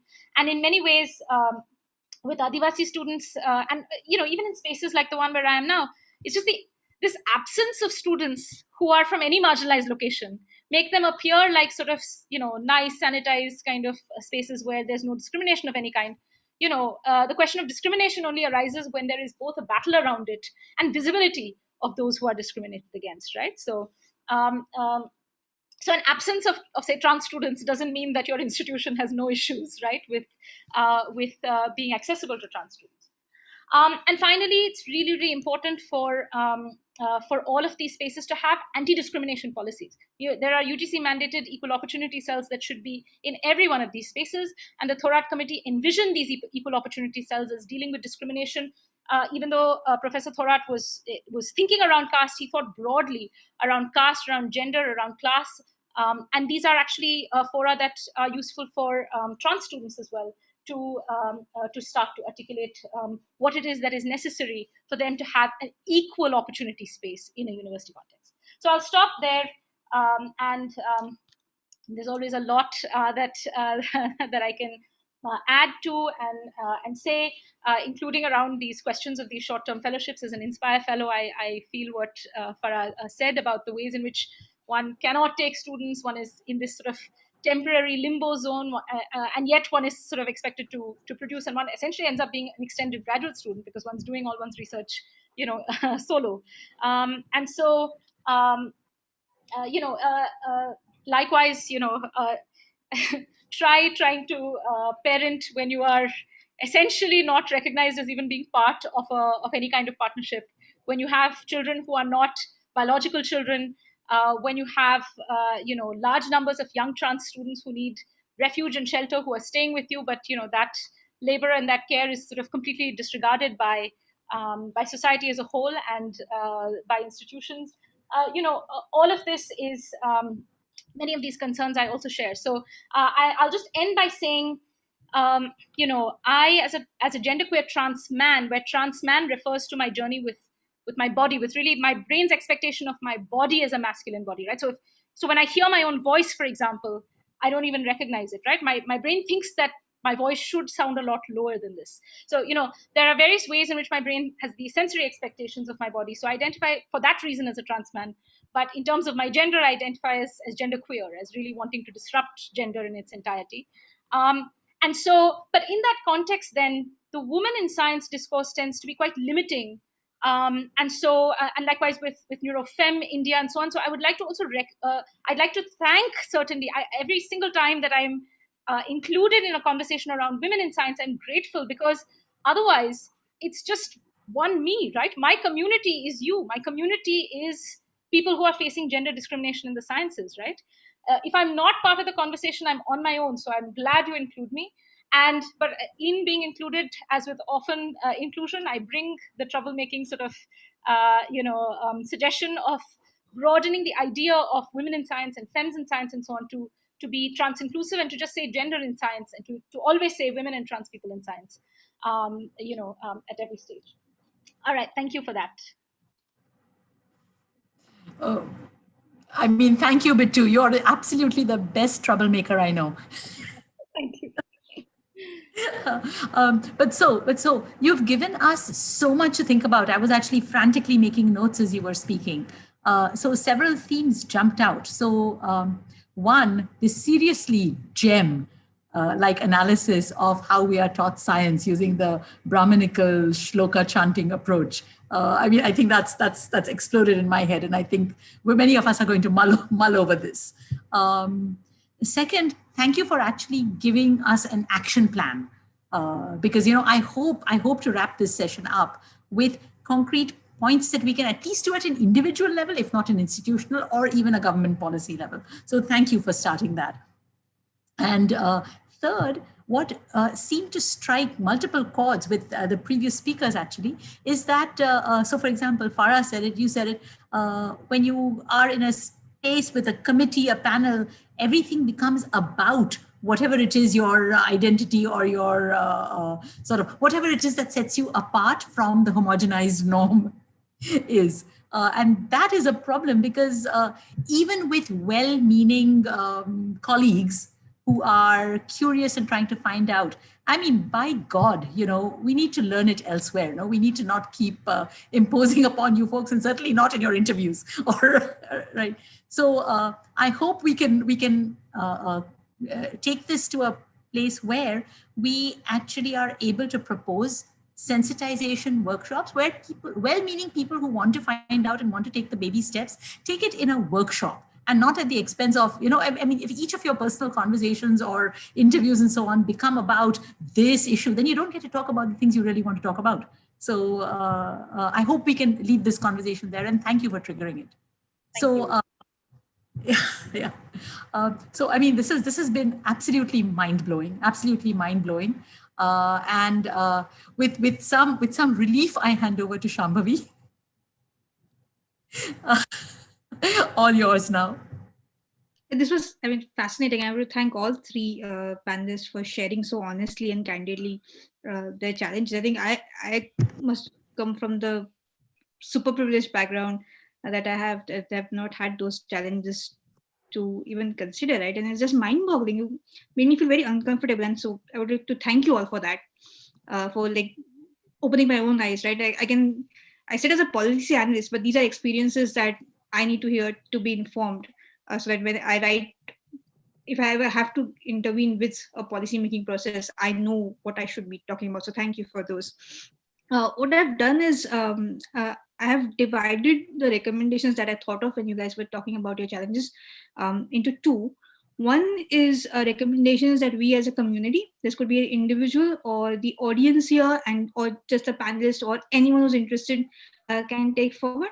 And the other is what we could recommend to the government or to our institutions. I'll begin with the community level ones first, and I think it was Grace that really struck that point, right? That about silence.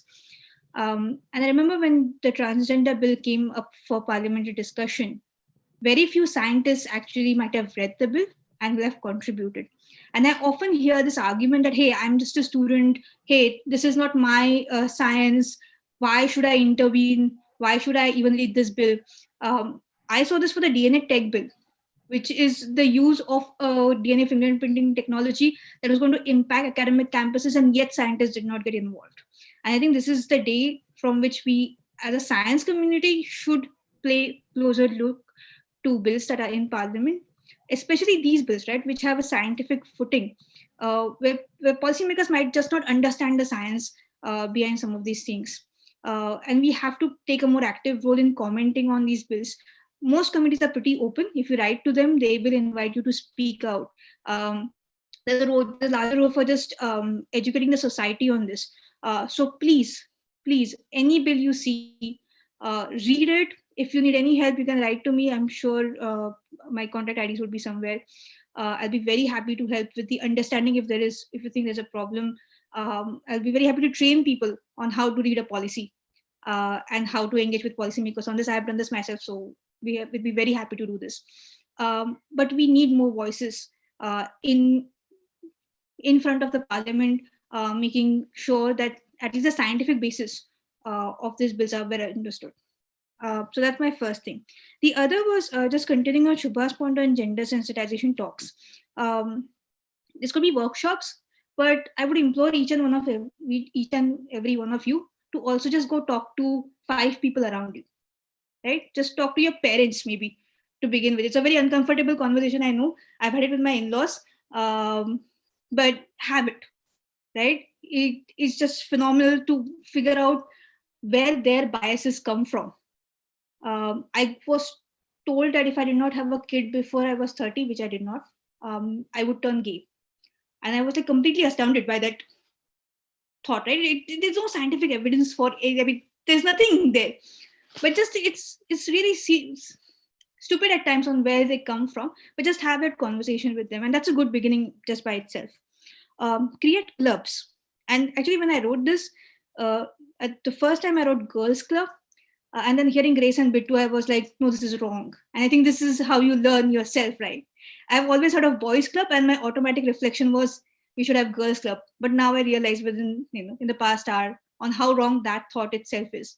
No girls club. We should just form clubs of like-minded people who want to encourage others in Indian science, especially those who are marginalized and who are underrepresented, by either mentoring them, letting them know of opportunities, recommending them to faculty, creating opportunities for them, etc. So create clubs, and then find a mentee. And I don't think you're ever too young to find a mentee. There's always someone younger who needs your help, who needs to be shown the way, who could do with a bit of encouragement from you. So find a mentee that you could help, right? So this was for the community. And from the government institutions part, I have got quite a few. Gender affirming housing was something that I actually had for short term. I was like, I'm not quite sure why we don't have this already. But I mean, we have been pretty bad at even like creating wheelchair ramps for disabled at a lot of our university campuses. So a lot of infrastructure changes just need to be made right from now. At harassment committees, which need to be strengthened, and make sure that they are working properly and that they're safe spaces for people to actually go and work. To go and talk to. Safe spaces. I mean, I don't even know where to start defining safe spaces for various communities. This is something that we need to be doing at community levels with groups to make sure that we create those spaces that are comfortable for separate groups, right? So safe spaces are going to be important.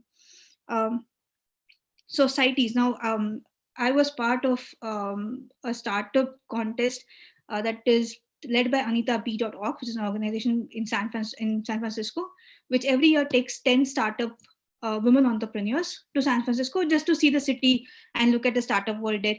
Completely inspiring. But this was a woman-led effort.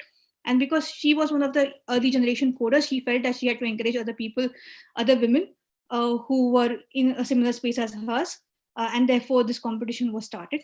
And I think we could do more such things, right? Where we have women or people from other groups inspiring other people, taking them along.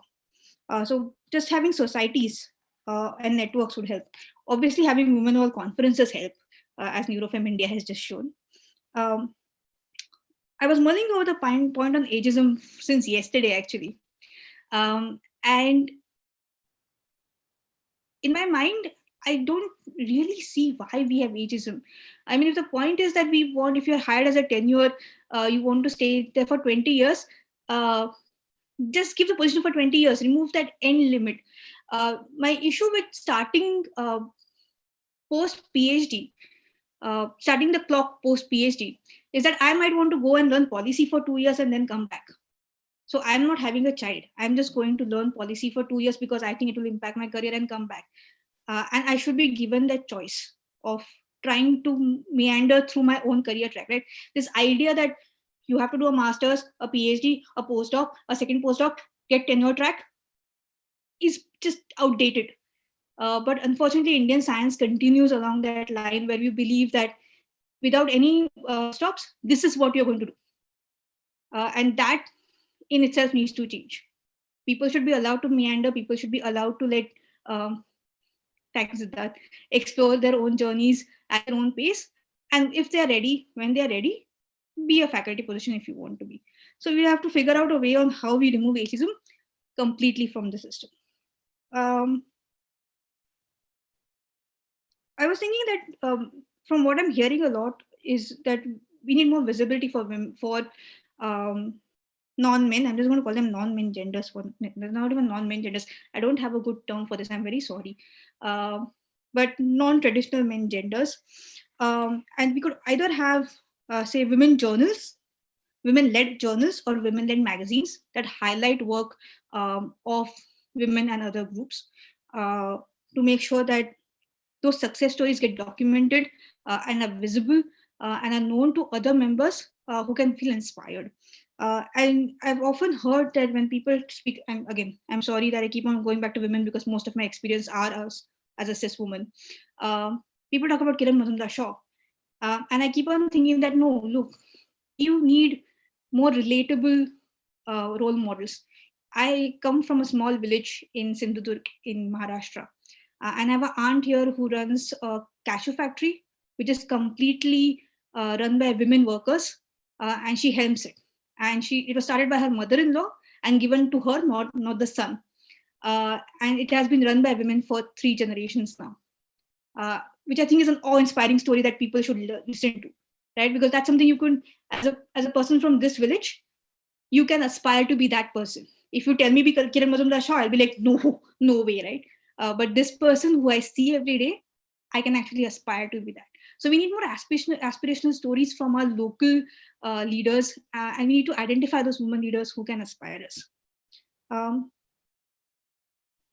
Finally, I've got things like we need creche, we need medical benefits. I spoke about women being the caregiver primary role, and so it's not just about. I'm sorry, Shambhavi, do you have notes and can you share them with us? Yeah, because sorry, I have scribbled, so many. So I will write them down. Because I was also frantically typing, then I decided you've done it already. So yeah, after this, I will write more, more legible manner and send it to you. Yeah. So, I mean, so please continue and finish. But what I would like to do, so we are at 6:30, which was supposed to be the formal end. But if people want to stay on, I have permission from the organizers. Thank you for extending the session. So we will take questions from everybody. And then I would like to propose that we panelists, together with the organizers, we actually write a document about this, summarizing everything that you've written, that I've written, that everybody else might have written, so that we actually have a paper about this with recommendations at each level. Some of them personal, some of them very, very personal, and some of them, properly institutional. The bathroom housing point that Bittu raised, for example. I mean, there are things that institutions can do. So I'm proposing that we do that. But please finish and then let's take some questions. Yeah, I'll take only 2 moments, I promise. So I had stuff like creches, medical benefits, particularly medical benefits for elderly care, so for parents, in-laws, etc. Because it is not just that the woman is a mother, and most of our conversations get reduced down to that, and we tend not to focus on the larger role that the woman has. I had an old piece written a couple of years ago about paternity benefits, because it is not that like the child is just the mother's burden either, right? And if there's I don't think there's a study, but I would really like to know if having the father at home makes the mother more likely to go back to work. So 6 months of mother's leave, 6 months of paternity leave, and will that help the mother actually go back to work, knowing that the child is being cared for by the co-parent, right? The other thing I think that the Indian science system basically lacks is not enough senior positions, which are not faculty positions, but just like senior scientist positions. So you're like a permanent postdoc positions of faculty, facility managers, etc., where we can absorb people who don't want to become faculty and take on all of that extra admin burden as well. And I think this might also help absorb a lot of more people, both men, women, and other genders in it. And in the long term, I think if we start with gender sensitization talks now, our long-term goal has to be change curriculum. We were revising the Karnataka State Board curriculum recently, a couple of years ago, not recently. And it had this statement that about genders, that there's a man and there's a woman, and they're both healthy if they have a child within 1 year of marriage. And it just struck me as we can't be teaching our children this. We just can't. I mean, you can't expect a child to grow up and attend a gender sensitization workshop and be okay with it if this is what they're learning at a young age. So that basic curriculum just needs to be revised, and we need to figure out a better way of teaching about reproductive systems, about teaching about hormones, etc., to school children. I'm sorry to interrupt, isn't that just a way of making sure that women are forever sort of in the track where they will provide the support and nurturing role and never ever be able to have their ambitions. Basically, it just comes down from that patriarchal thinking, right? That this is your job. This is what you're assigned to do. And you can do other things if you want to, but primary, you have to maintain this. So I think teaching, I think our core focus long term has to be teaching. And when it comes to reservations, I think that's a good starting point as well. If we see more people of other genders, of other sexual orientations, of other socioeconomic backgrounds as teachers when we are young, we will accept them as normal human beings when they are growing up. I don't know why we don't, but perhaps having them as role models right from the beginning is one way, at least in the long run, to make sure that things are normalized. Coming back to my original point, obviously, was on data. We just need more data on why people are not being included. We don't have that data. Like someone pointed out, we have to include, we have to make sure that when we're speaking about communities, that they are well represented in the policy making dialogue. One thing, if Bittu is back, I wanted to check with him was about recruitment biases, because I was thinking in my head that I would like to see double-blind recruitment. Names, nothing, no gender. Look at a CV, on the merit of the CV, pass it, and after that, perhaps have all those details come in if needed. Because I think they're needed for demography. They're needed, as you said, for making sure that inclusive arrangements are made. But right at the beginning, given the biases that already exist, I would have recommended a complete double blind, but I would love to hear your thoughts on it. Yeah, sorry about this. We just had the office that I was in, and that's why I had to turn off my video. I'm back in the lab now. So I used to, when I was a grad student, I removed all identifying information when I applied, because I also at that point of time believed I wanted to be accepted into a graduate program based on a double-blind approach. I disagree with that approach now. As you said, for reasons of affirmative action. And, the reason is as follows. So for example, when I did go to graduate school then, I was in a department with, this was at Harvard, right? Particularly toxic sexism. And not only were there like some 2 women with tenure, the ways in which they were talked about and pilloried, the standard in terms of just the number of productions of publications that they had to produce in order to be competitive with the men. It was very clear that the bar was higher for them. Just the lack of visibility of women, and especially of women who, like some of the male faculty, seem to continue to have a life, right? Rather than, I think both of those those faculty members have spoken about how there was just no scope of their having kids, right? If they wanted to be in those positions. And I think that kind of toxicity really showed me that there's, if some groups of people are just going to have to put in more work to live their lives and be scientists, then I don't think that one should use a sort of one standard fits all approach.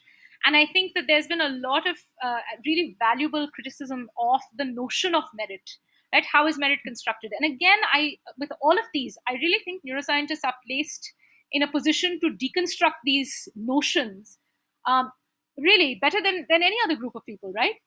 We know how it is that things like experience shape, neural network formation. We know how it is that, if one child has access to a computer and another child doesn't, there's going to be a huge difference in terms of how they think, around the use of computational tools. We know that nutrition shapes the brain. Right? We know that experience has, and various kinds of privilege have a huge role in shaping brains. So when one then constructs a notion of merit, and one is not trying to understand critically all the ways in which privilege affects one's performance in such a field, you're essentially creating an unequal playing field. You're saying, I as a neuroscientist know how unequal it is, and yet I'm going to pretend it's not unequal.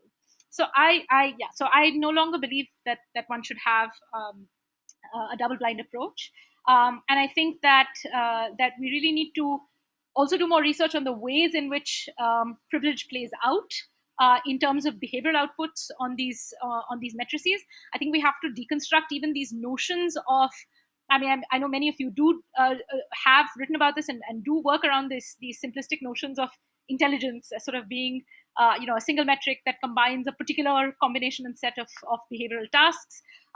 We all know how familiarity with those tasks changes performance on it. We know that we know about the Flynn effect. We know about all of these things, and yet they don't factor into how we do assessments. And so, yeah, I think that it would be useful to really complicate the ways in which one does hiring based on affirmative action principles. And those affirmative action principles, come from the weight of the evidence that we all are familiar with as neuroscientists, right? Right. So, sorry, I should have said before, I'm not a neuroscientist, I'm a cancer biologist, but not taking away from that point. But no, I agree with you. And I agree, I mean, something as simplistic as impact factor, right, has been a part of the conversations for so long. Is impact factor really a good measure of how good a scientist you are?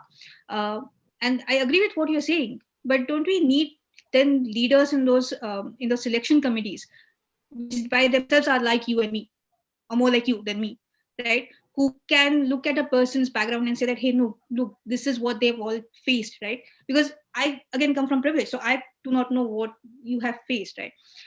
Which means that one way of then tackling this is making sure that your selection committee by itself is completely well represented. Yeah, and then you can remove that double blind, and you can actually play to understand people's privileges and what people have done better. No, I mean, I think that's something institutions can take on board right away. Yeah. And it's not enough to have, the one token woman on your committee of 5. I mean, you really have to go beyond that. Exactly. And, I mean, I don't know, I'm sure all of you are completely sick of this one token woman kind of approach, right? I mean, I've now been so opposed to this so vocally that I have become like that bad feminist, because they give one token and they're like, now you should be happy. And that is not unacceptable. That's simply not acceptable, right? We're 50% women and trans people are at least 50% of the world. We should be 50% of every space, right? And if we're not, it is because that space is institutionally biased. And I mean, is there any caste representation around caste in any of these committees? Any senior grant decision-making body? Absolutely not. And trans invisibility, right, pervades. So it's important to just realize how much the odds are stacked. And I mean, it's reached a point where I would like institutions to be inclusive, but I am hesitant to actually recommend to any of my friends who are from marginalized, especially marginalized caste backgrounds, that they go to an institutional space that is saying we are inclusive, because I know that their experience is going to be horrific, right?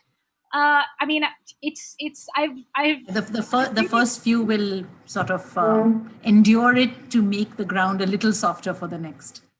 That's what I would have hoped, but I don't think that anymore. I think that there is a backlash around assertion quite often, right? And the assertion around caste and even being trans, or really an inclusion around any of these, is often, let's not take any more of these kinds of people. It brings more problems, right? If you take on a trans person, then you have to worry about bathrooms and trans accessibility. Why should we take on this headache? So often, I think there's actually a backlash. Yeah. Mm-hmm.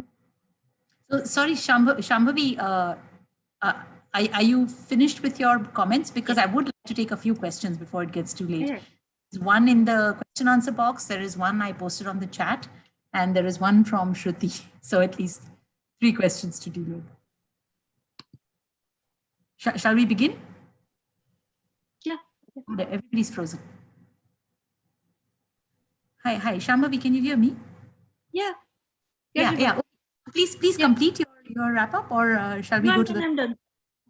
We'll get to the questions. I'm done.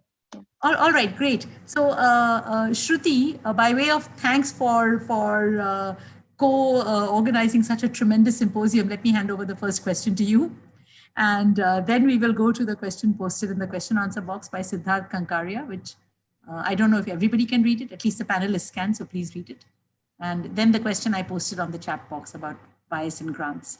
So Shruti, all yours.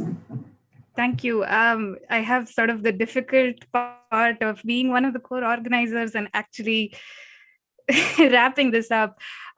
We've been chatting amongst ourselves, the core organizers in the background, and I assure you, I mean, I and every single one of us have just been sitting stunned. I mean, there were multiple times when I had tears in my eyes. I think there's a sense of power in having all of this said. All of us have felt all of this in some measure, in some space, in some intensity. And I think even we have some young PhD students as part of our event volunteers, and we've been chatting with them today. I think, and Abhilasha, one of our members, said it very beautifully. She said, it's important to sit with the discomfort. And I think that's exactly what we all did today. And I hope our audience agrees with me on this, in that it's hard, it's difficult, and I don't want to listen to this. And I don't have a solution for it. And as scientists, or I don't know about generally scientists, but as me, I get very uncomfortable when I have a problem in front of me and I can't find a solution for it. And so we try harder and we try harder, but that's the feeling that gets you towards the solution. And that's the feeling that gets all of us closer to the solution. And so for that, I thank all of you. I still can't believe we managed to pull this off. And I'm really glad all of you decided to take a little bit of time today to make it. My sort of not question comment is actually for Bittu.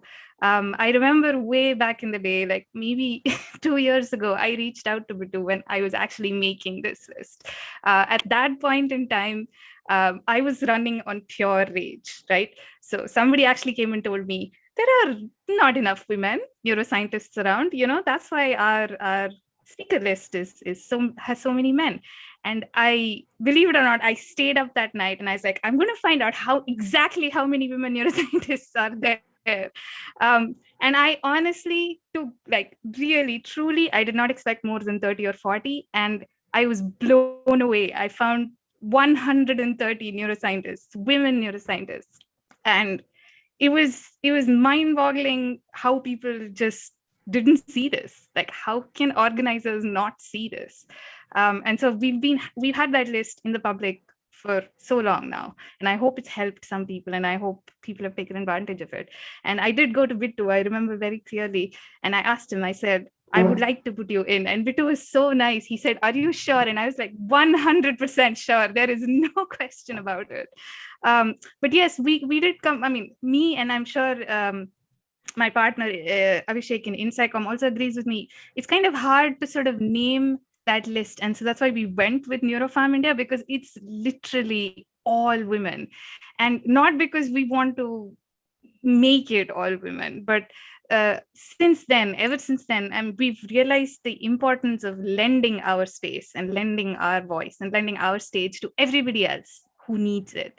And so I just wanted to tell Bittu, we are more than happy to rename our list. If you have a list of people who are trans in India in neuroscience, we will list them, and we will make a special column for gender, so that if they feel comfortable, they can declare it, and hopefully they get as many opportunities as women do, or as more and more genders do. And hopefully in our, I know I'm getting maudlin, but hopefully in my lifetime, we see some parity. And that was all what I needed to say as an organizer and as a person who's made this list. But thank you very much for all your time. Wonderful. Well, thank you, Shruti. I mean, I enjoyed hearing the trajectory of this, and in our private conversations as well. I think we should actually write the making of, and then we should have chapters for all these sessions, because I think this should not end here, and I don't think it will, given the power and the energy that has come up. So let me read the question from the question answer box from Siddharth Kankaria. There have been multiple experiences and stories shared today that touch on the intersectionality of identity and life experiences that people bring with them. Are there any frameworks or pathways for institutionalizing this and embedding more sensitization efforts and affirmative actions around these issues? Are there ways of achieving more structured conversations around these issues? And he would like any panelists to address this.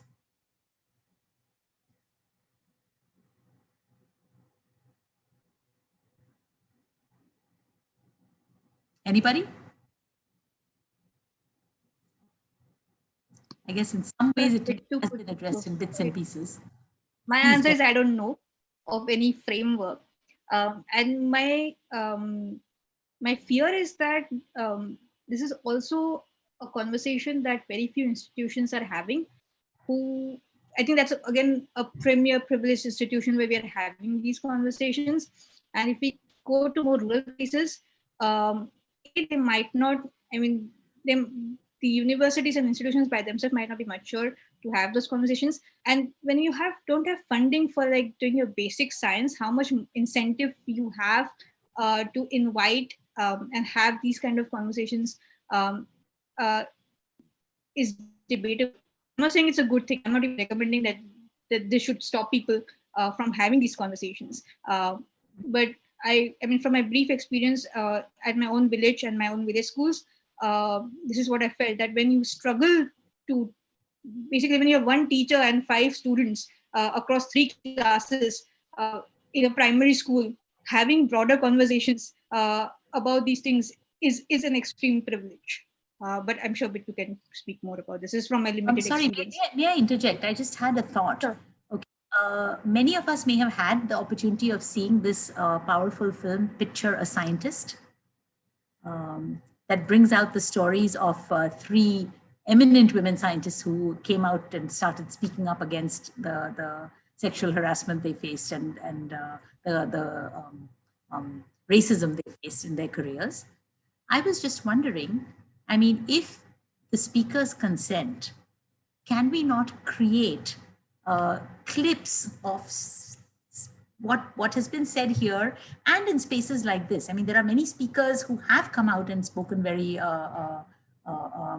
very searingly about different angles, looking at the prism in different ways.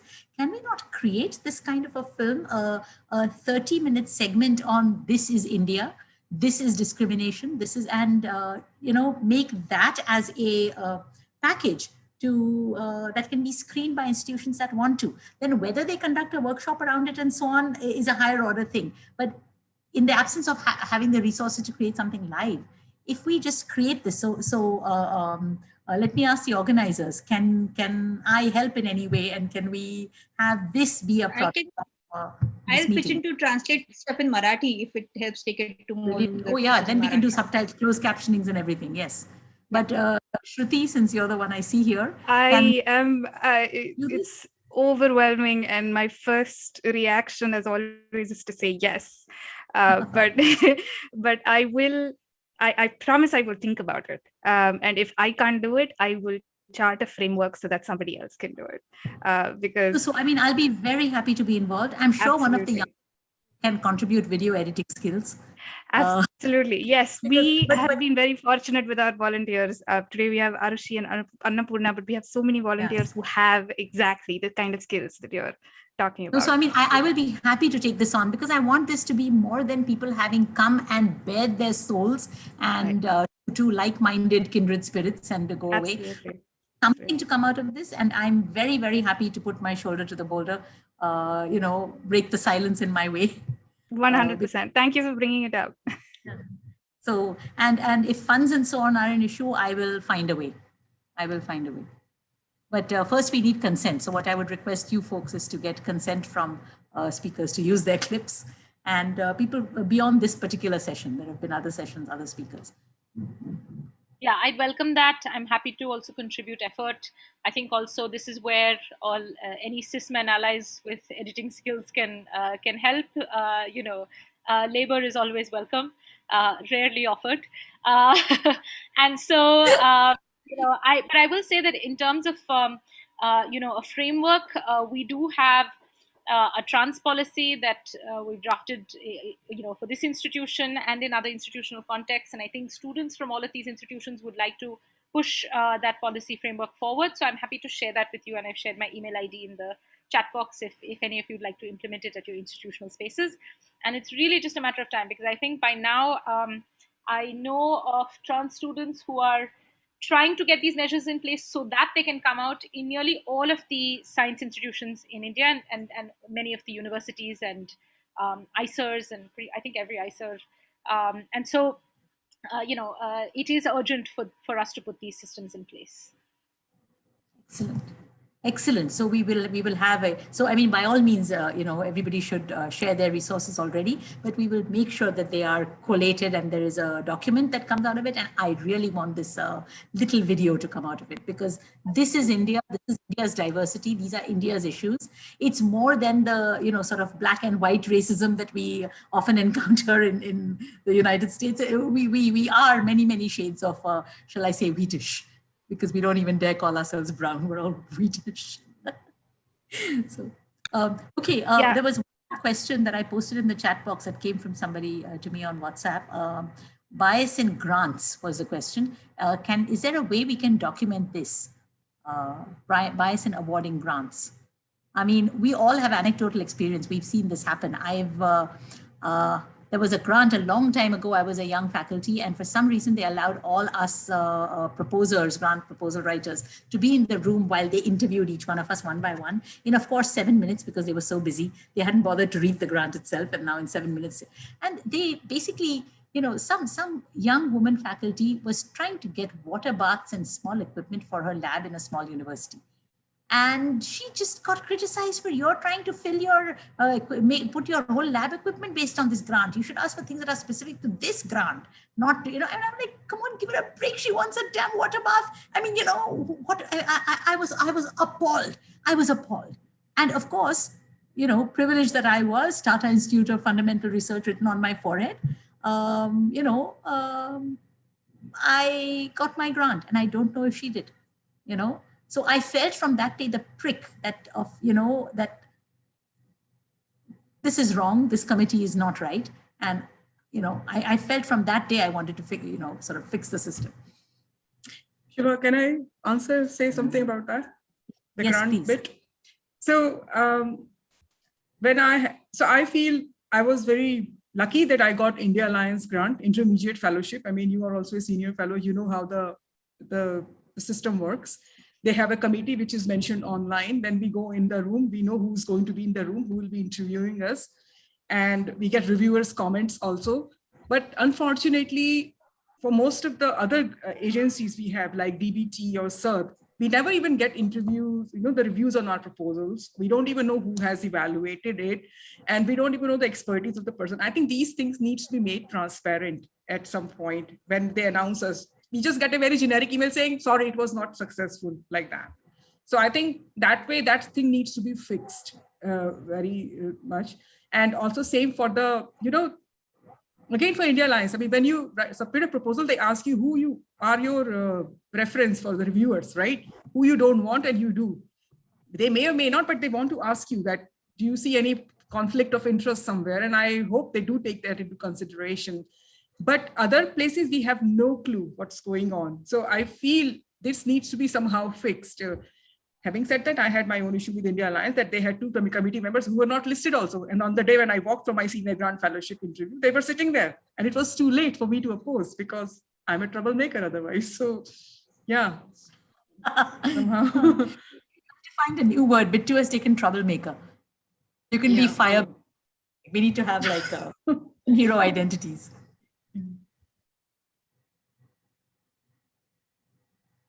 Yeah, that's all I have to say. Yeah. Okay. Sorry, I'm monitoring multiple things. Are there questions on the YouTube chat? Shruti, is somebody looking at that?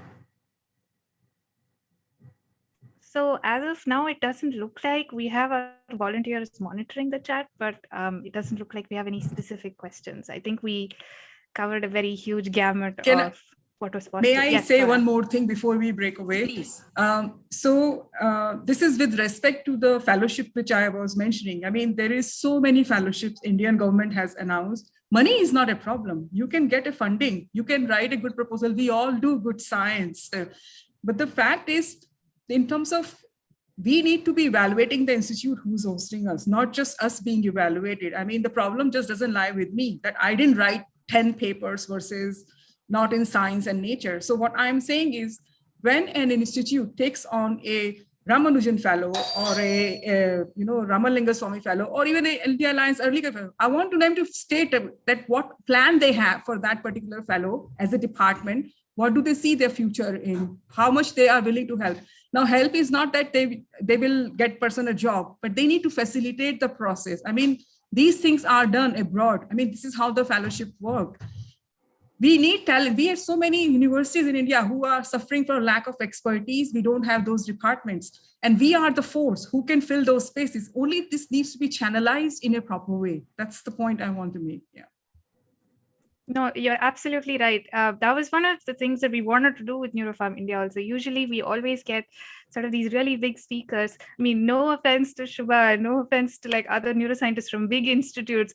We always get to listen to them. And it's always a treat, right? And it's amazing to listen to like all of these stellar institutes doing neuroscience, but we never get to listen to, I don't know, like for example, we wanted to listen to somebody from, we have Hena Firdaus, who's from Central University of Jharkhand. Like until I made the list, I didn't even know that there was neuroscience happening in Jharkhand. So things like this need to sort of be brought to the forefront. And you're absolutely right in the sense that it's not that we're lacking resources, it's just, it's not apportioned properly. And Shambhavi, completely. I mean, I support that entirely. When I saw this, I mean, I didn't bat an eyelid. I was delighted to see your list. And by the way, you have my former postdoc, Mallika Chatterjee, who spoke yesterday. Yeah. That's as it should be, right? It's the next gen. So it's... Yeah. And Bhavna Muralidharan is part of your team, right? Another absolutely. Absolutely. So that's as it should be. So is it time to wrap up? I mean, there is so much. I think we can. So much energy here. And I actually made notes, but I think Shambhavi, in fact, has summarized it so brilliantly that I don't think I need to go over my notes. But let me just say some immediate things, okay? There are big goals. I think one of the biggest things that has come out of this is that we will make a movie. Okay, we will do this. We will collate clips, no matter what it takes. I think that is the sort of product that we need to, market. I think we need our own version of Picture a Scientist, and I'm thankful to all the speakers that just motivated this. I mean, I've never felt so humble, so bare, and just so, oh my God, I have done nothing to help. I've never felt this inadequate and in some sense unworthy. So this is my shoulder to the boulder. So that's the big long-term goal. The immediate goal is that we will prepare a document with the help of NeuroFemIndia that summarizes everything that happened here, all of the links, all of the resources. So that document will be immediately available, right? I mean, the movie will be a more wider affair. Okay, so that's immediate. And I think on an individual personal level, I would really like to appreciate what Pinky Kane posted in the very first talk itself. She felt moved and she said, okay, what can I do? I have a lab, let me give the opportunity. I just so like that immediate can-do thing. I'm going to ask the organizers, can we put out a call to all the speakers saying, hey, open your labs to anybody who feels they've been denied opportunity. Can we just do that? Because that will be an immediate sort of fallout of an inclusive, meeting that crosses boundaries like this one, that we reach out our hand and give the next person a leg up. So find a mentee kind of thing. So can I request the organizers to do that? Absolutely. We're going to have to send wrap-up emails at the end of this whole conference. So we will make sure that we include this. So maybe willing people can list their, contact whichever way they want to be contacted. And, we get thousands of, well, at least hundreds of applicants for summer positions and this and that. So where possible, pick someone who has not received the privilege. That should be the simple message, right? I mean, there are so many reasons to pick. Where possible, give a leg up to somebody. So that's a great idea. Yeah. Planting that idea. And we have been thinking of doing this with BiasWatchIndia anyway, with the internships. And I think this will be a great forum for us to get started with BiasWatchIndia as well, trying to get internships for underrepresented groups in other communities across India, essentially giving them the chance to be in the space that is occupied primarily by this larger group. So, I mean, if a summer internship program comes out of this, I mean, and it would be voluntary, right? People who have the discretion to take someone in their lab. So it doesn't have to be precisely. That would be fantastic. So, I mean, 3 things come out of something that's less than 3 hours. I think this is power packed. And I can't express my thanks adequately enough. I can just say I'm honored to be in this company and delighted to have been given a chance to contribute and help. Wonderful. I think we can call that for today, Vaishnavi. Yes, I think so. I will end by thanking Alba, but also thanking all the panelists, Grace, Farah, Bittu, Shambhavi, for giving us their time and sharing their powerful stories with us, and also solutions for issues that women and other marginalized groups are currently facing. And of course, we should thank Shubha for deftly moderating this incredibly powerful discussion. We hope that through this session, our audience found new ways to think about bias as a whole in Indian science, technology, engineering, and mathematics, and how people can be affected by more than one bias, how various biases are interconnected, and how underrepresented groups need to come together to have a chance at bringing about lasting and useful changes in academia and society. So with this, we will bring the second day of NeuroFemIndia 2021 to a close.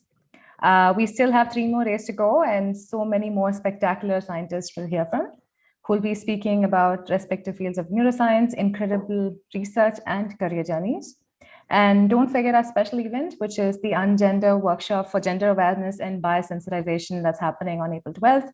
If you haven't already, we encourage you all to take a few minutes to fill out the short anonymized Google form, essentially containing questions related to attitudes and suppositions regarding bias encountered in our daily lives. So the link to the form should be displayed in the chat any minute now. And in fact, for tomorrow, we have Professor Shubha Tole from the Department of Biological Sciences, TIFR. And she'll be starting off the day 3 and will be giving us a really broad overview of neuronal development research in India. If you have any comments regarding the conference, anything else that you'd like to reach out to us for, please do write to us at BiasWatchIndia@gmail.com or tweet NeuroFemIndia21 or BiasWatchIndia. Thank you so much again. I mean, I have been speechless for the most part. I have not had anything to say, and it's been a really humbling experience. And thank you so much for making it today. Have a good evening, and we hope to have something actionable in the near future. Thank you for having us. It was great. Thank you all. Thanks. Group hug. Yes, group hug, virtual. Thank you so much. I really hope we can meet in person someday, somewhere. Yeah, likewise. I think we'd like, be floating off of the ground. Absolutely, yeah. Have a good Take care, everybody. Bye. Bye. Bye.